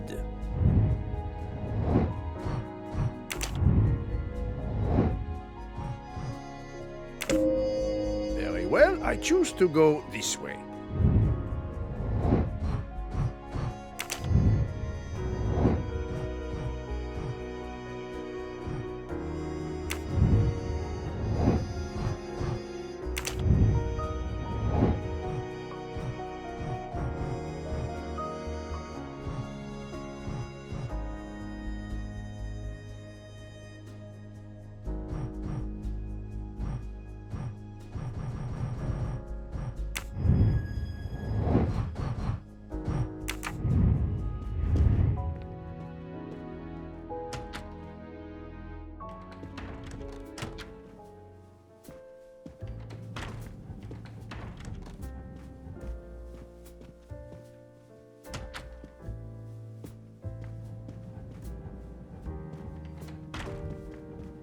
So, Poirot, I hope you are progressing in your investigation. I have not finished yet, but it is progressing, yes.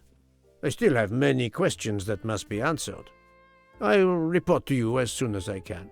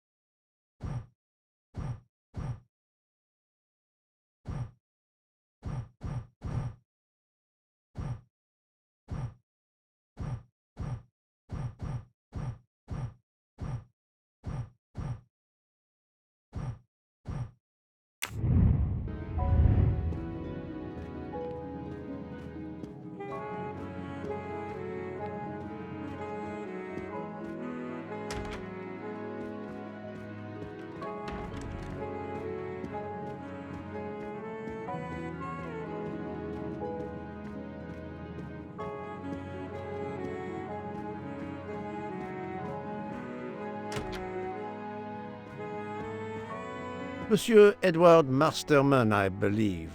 May I ask you some questions? I can barely talk. I have a terrible toothache. We have a doctor on board the train. Perhaps... I do not need a doctor. I use essential oils.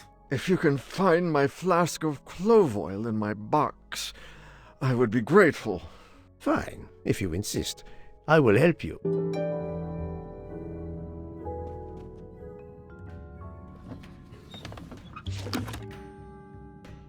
By the smell, I think that the jojoba oil spilled on the other bottles, leaving their labels illegible. I must find another way to find which one is Masterman's toothache remedy.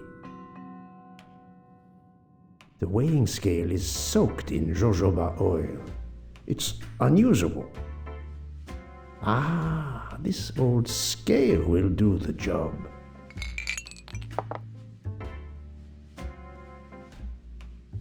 To start, I must first arrange the vials from the lightest to the heaviest.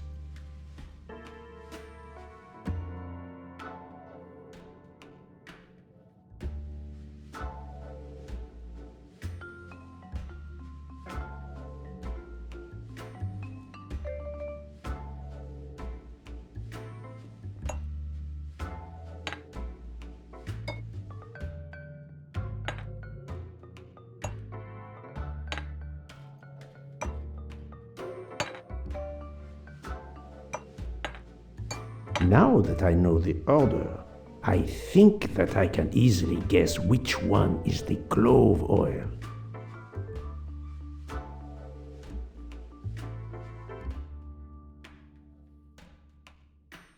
Here is Monsieur Masterman's remedy.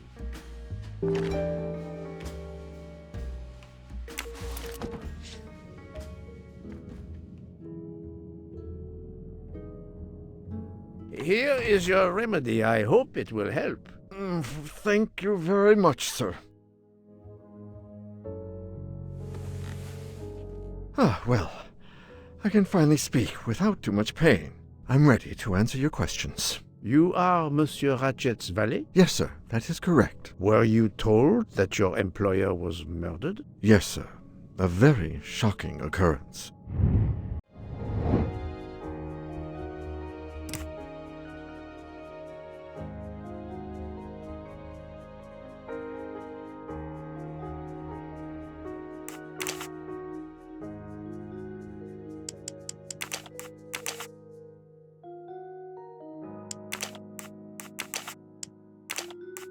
I must admit I'm not right this time.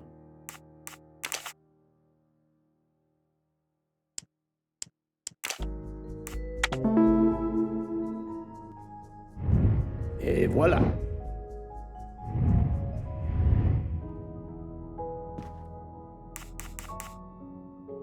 At what hour did you last see Monsieur Ratchet? It must have been around 9 p.m., sir. That or a little after. I went to bed around 10:30 p.m., same as the person who shares my room, Mr. Foscarelli. He almost immediately began snoring. What did you do then? I read, sir, and I spent a while soothing my toothache with clove oil and listening to the snoring. Did you hear anything during the night? Yes, my roommate's snoring. Are you a smoker? Yes, sir. I have a cigarette now and then to relax. Tell me about your employer, Monsieur Ratchet. I've been working for him for 9 months. I should not wish to speak ill of the dead, but he was not a gentleman, sir. Did you know that he had enemies? Yes, sir. I heard him discussing some threatening letters, sir, with Mr. McQueen. Did he mention these letters to you? He had been reading a letter when I came in. He asked me if I was the one who put it in his compartment. I told him that I had done no such thing, and he should report it to the police at the next station. How did he respond? He laughed, sir. You're joking. I do not joke, sir. Forgive me, I can see you do not. Was he taking sleeping pills? Always when traveling by train, sir. He said he couldn't sleep otherwise. Last night he asked me to give him 2. I did so, along with a glass of water. He dissolved them in the water. Did you see him drink the water? No, sir. I left right after I gave him the pills. Was Monsieur Ratchet a smoker? No. He finds smokers disgusting. Can you tell me again why you gave sleeping pills to Monsieur Ratchet? Yes, I gave him the pills because when he takes the train, he has trouble sleeping. The letter must have worried him. He specifically asked me to prepare the sleeping pills. I didn't see him drink the water with the pills in it.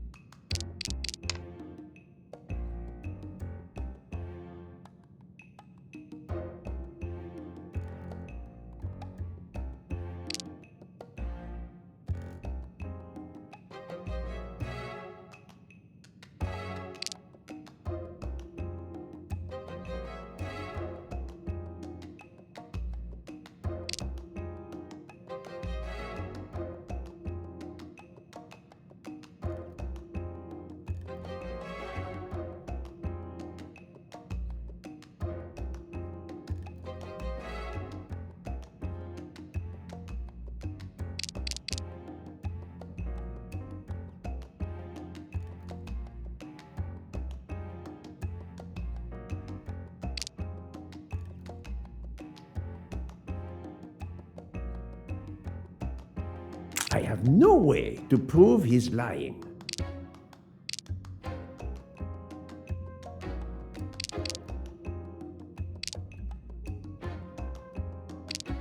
Monsieur, I believe you are not telling me the truth. What? How can you say that?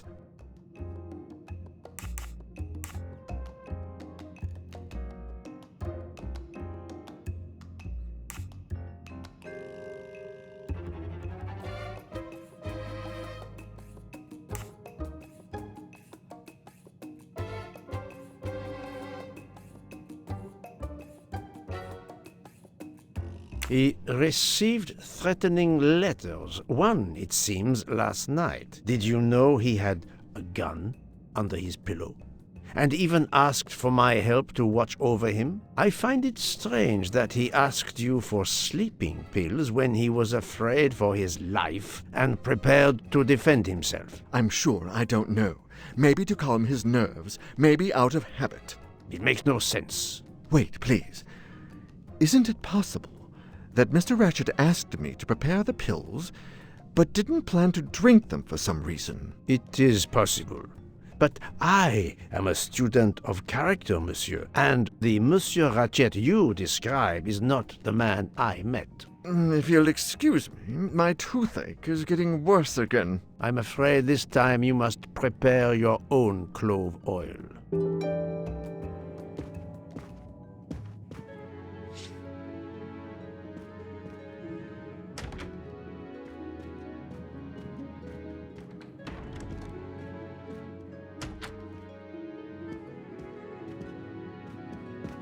I believe I am addressing Monsieur Hector McQueen. Guilty as charged. I beg your pardon? Oh, sorry. Just an expression. My father used to say it. You must have had an interesting childhood. I am Hercule Poirot. No need to be modest. You're a detective. You are Monsieur Ratchet's secretary? I am Mr. Ratchet's secretary. Just over a year. I mainly take care of translating certain texts for him. Mr. Ratchet only speaks English. Prepare yourself for a shock. Your employer, Monsieur Ratchet, is dead. So they got him after all. What do you mean? You are assuming he was murdered? I know he had enemies.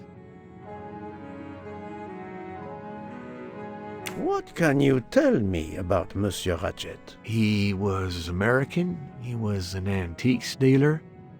I don't know much more. Mr. Ratchet never talked about himself or his life, but I think Ratchet wasn't his real name, and he left the United States to run away from something, or someone. Yes? He started getting letters, threatening letters. Do you still have them? I have one. Did you know that Monsieur Ratchet had asked for my help? Asked you?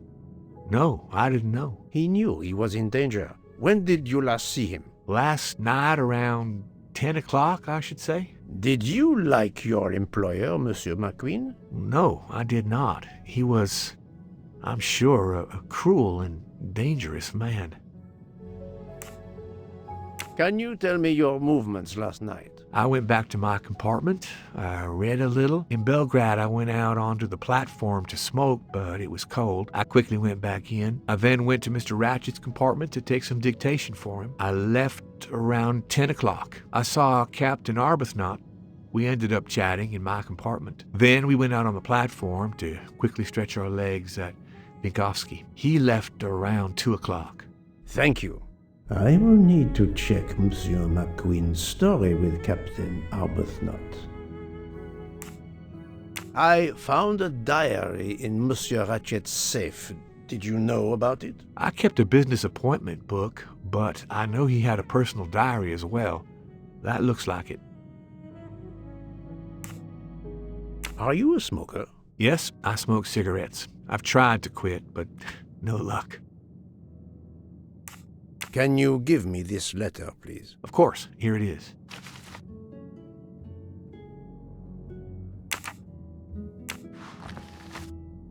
Was Monsieur Ratchet a smoker? No, he hated the smell of smoke.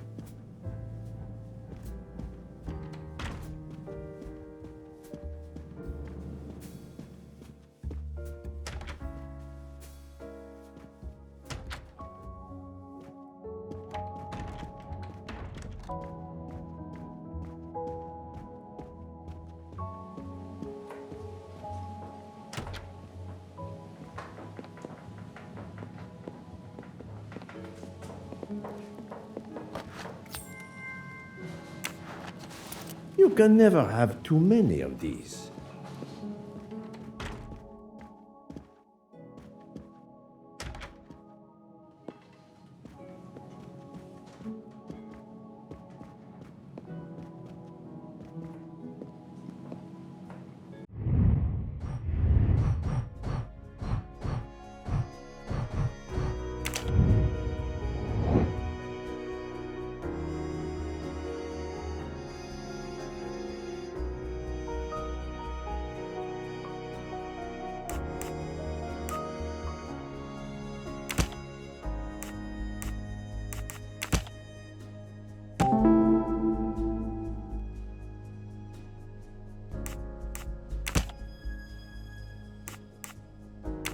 I do not think that's the right answer.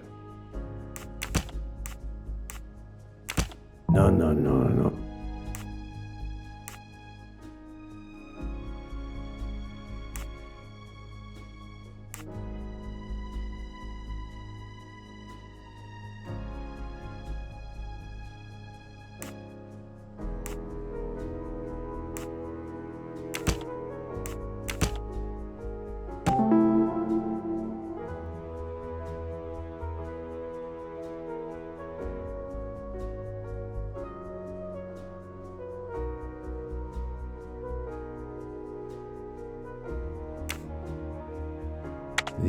murderer may have impersonated Ratchet by calling Monsieur Michel to make it seem that Ratchet was still alive at 12:37 a.m.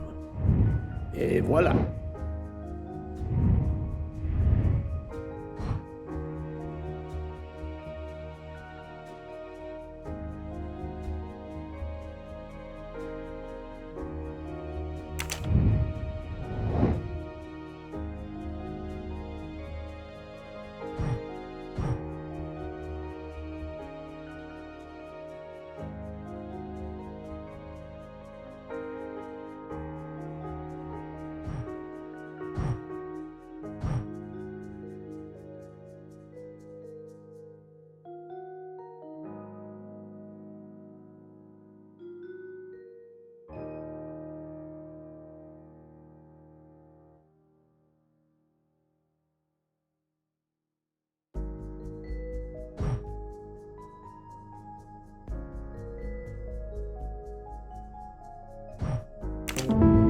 That was easy.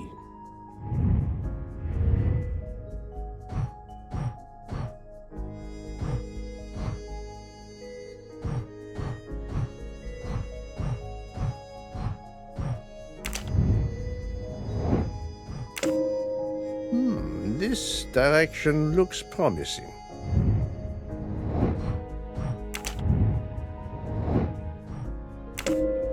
Very well, I choose to go this way.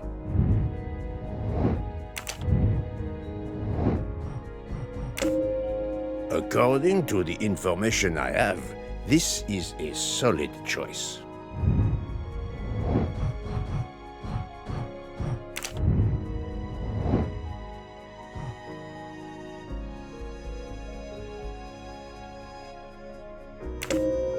This appears to be a good... Very well, I choose to go...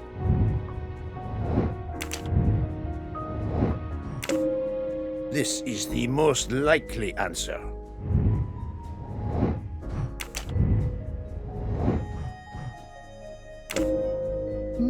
This direction looks promising.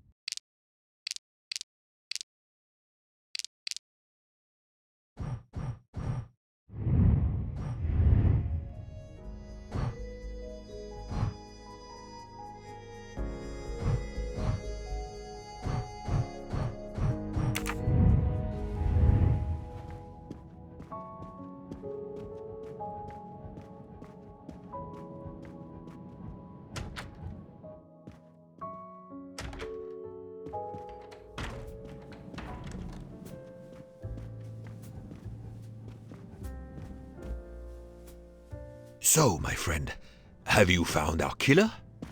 Not yet, but I will tell you what I have learned. Please. Our assassin could have gotten on the train at Vinkovsky disguised as a conductor, entered Ratchet's room and killed him. Then he walked out through Madame Hubbard's connecting door, where he lost a button from his jacket. He had to wait for Monsieur Michel to be absent. He waited too long. The train had left the station. He was trapped aboard. Indeed. He had opened the window to make it look that he'd escaped that way. However, if he waited until the train stopped again due to snow, his footprints would have been found. The murderer is still among us, on the train. There's a problem with the second-class toilets. What now? All morning passengers have been complaining that the door is locked, so I went to check. I knocked, but no one answered. I didn't think I should open it without speaking to you first. You did well, Monsieur Michel. Lead the way. I use my master key.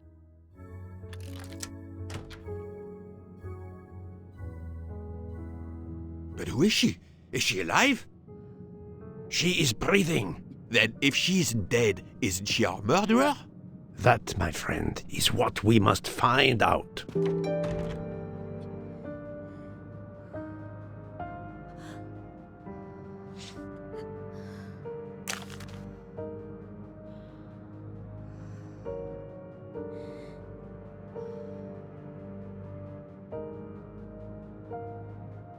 The ticket reads Joanna Locke, traveling in compartment 105.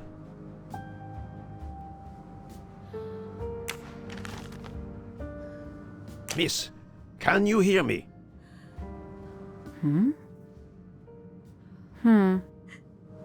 She's breathing. Her pulse is strong. There is no sign of physical violence. This woman is sleeping very soundly. This woman is sound asleep. Given her location, I would say she has been drugged and deposited here. Well, at least it's not another murder on my train. The train is, of course, full. Monsieur, the list I gave you indicates that Hildegard Schmidt shares her compartment. I will want to talk to her later. For now, we will concentrate on this mysterious young lady. Let's return her to her more comfortable bed. Good idea. Pierre, locate this woman's room and fetch the doctor. Yes, sir. I will question her when she wakes up. Please, let me know what you learn. Mademoiselle Locke's compartment is 105. I suggest we return her to her more comfortable bed. Yes, hopefully she will awaken soon.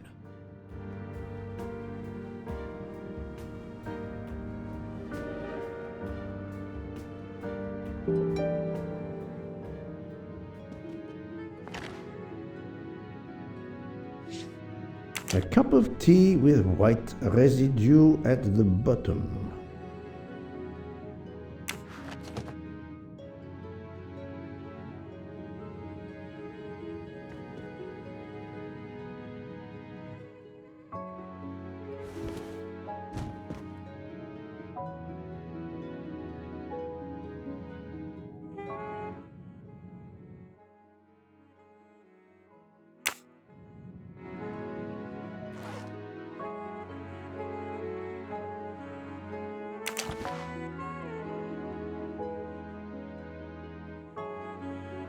A briefcase and a wagon lit conductor's jacket, and the button is missing.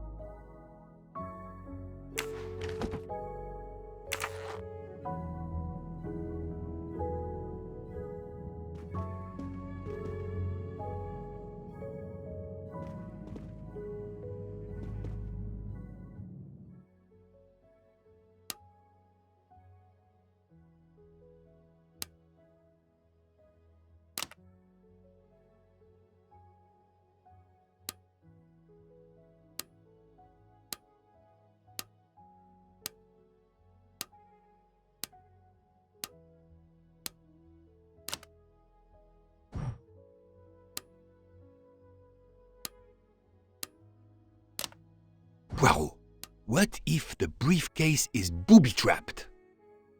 So, Poirot, any luck so far? We really need to find the combination. Poirot, I'm disappointed in you. I was certain you would have it by now. No, that's mine.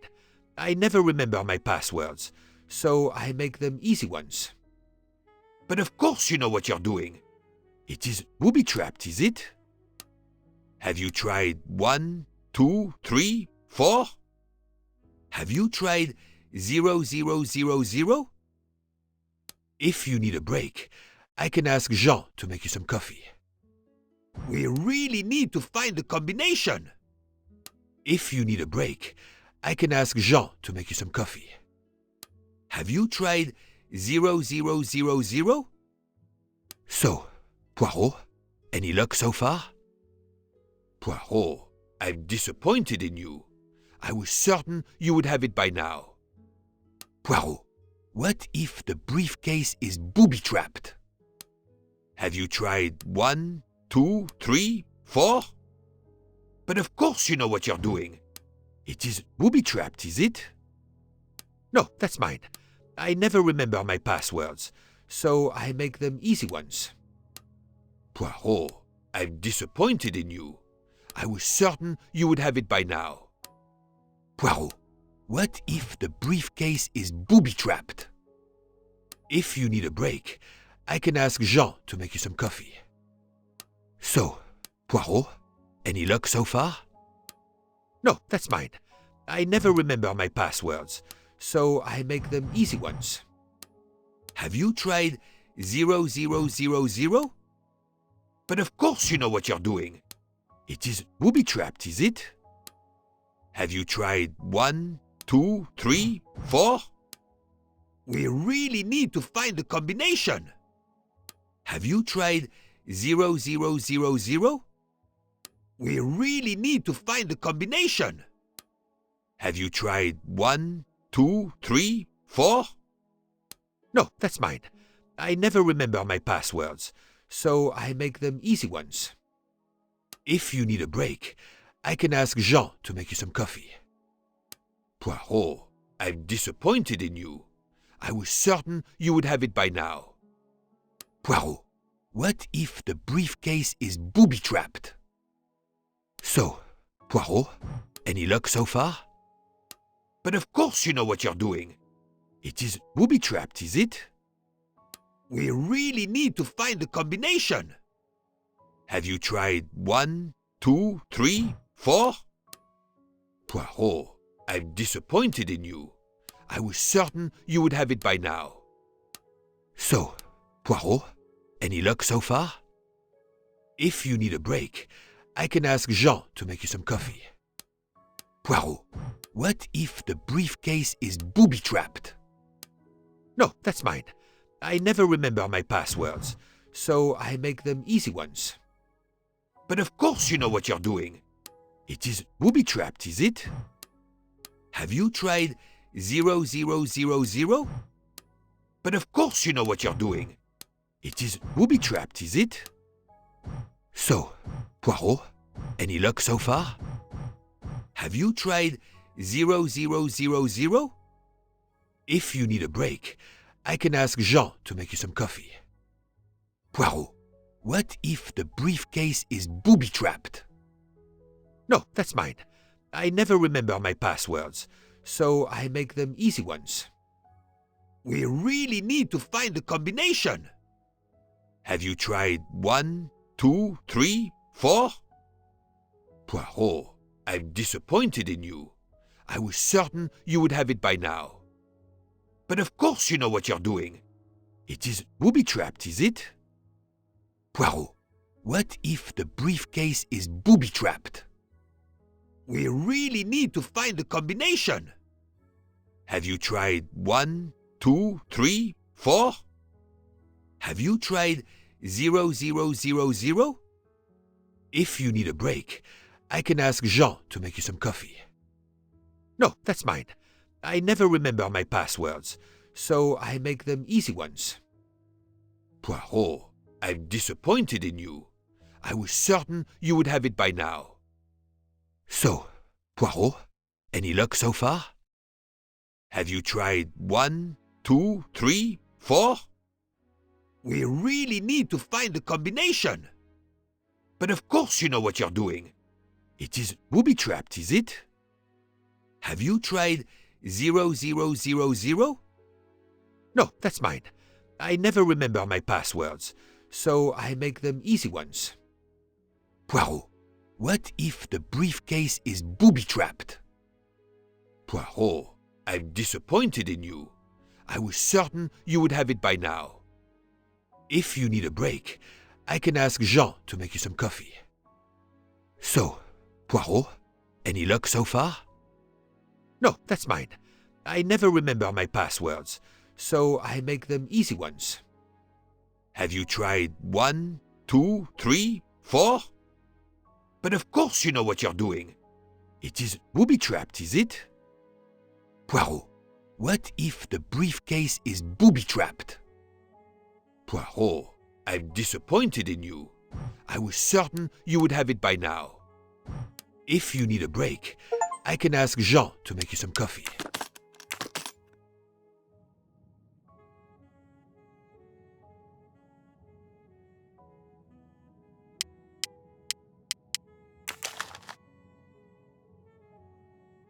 The stuffed animal is the same as in the photo found at the crime scene. What a coincidence. Mademoiselle Locke appears to have been investigating Monsieur Ratchet.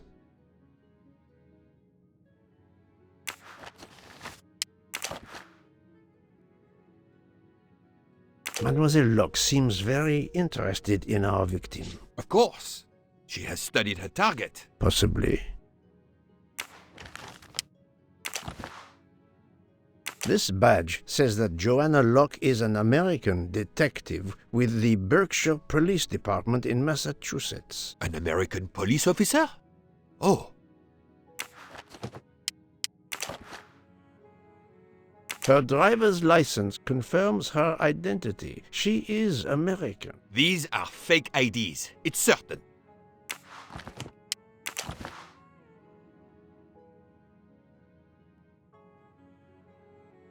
She has a gun. Come, Poirot. Criminals are often known to carry one. Ratchet was stabbed, not shot. But then why take it on the train? Look, she's waking up. Thanks to you, I would not be surprised if our murder victim were also waking up. What?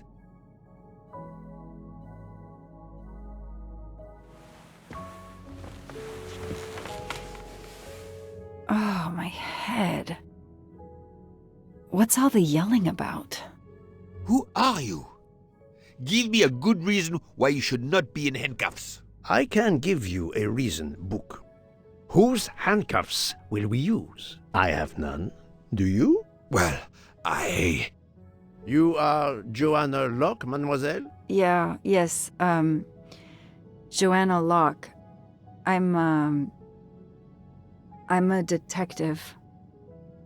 Berkshire, Massachusetts Police. I have found your credentials, mademoiselle. And I know who you are, Mr. Poirot. Then, if the introductions are complete, perhaps the explanations may begin. I'll try. It's simple, really. I'm on the trail of a murderer.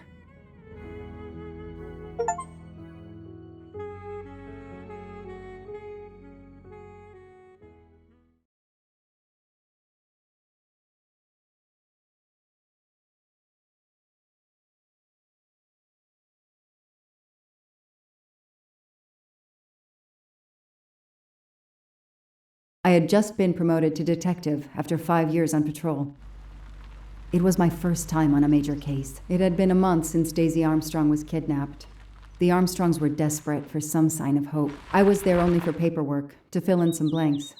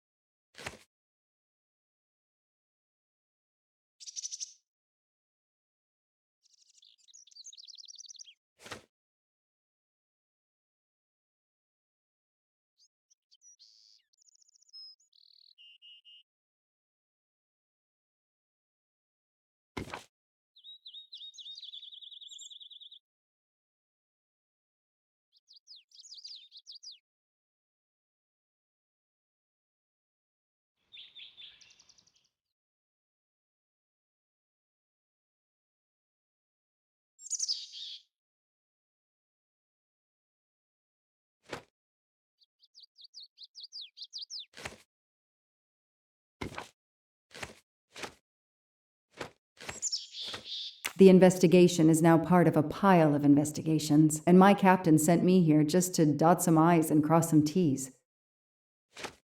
The crime was audacious. How could the kidnapper know which was the window of Daisy's room? No, they could use a ladder to reach it, and no, they could enter the room without being seen. The misspellings are clearly on purpose, and they didn't return the child when the ransom was paid.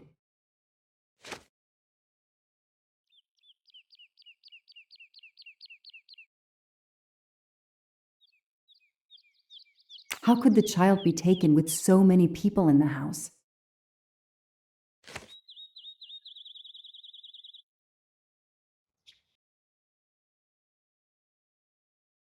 I can't imagine the pain her parents felt when they realized Daisy was gone. How are they going to feel when they realize I have no answers for them? Only more questions. That's why I'm here. A damn computer glitch. Or somebody pushed delete instead of save. Whatever happened, we lost the nanny's deposition, so my entire contribution to the investigation is to take it again.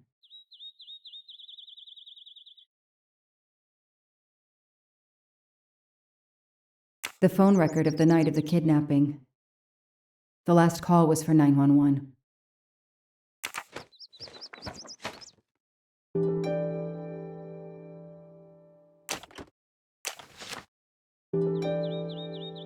A topographical map, often more important than a road map in these mountains.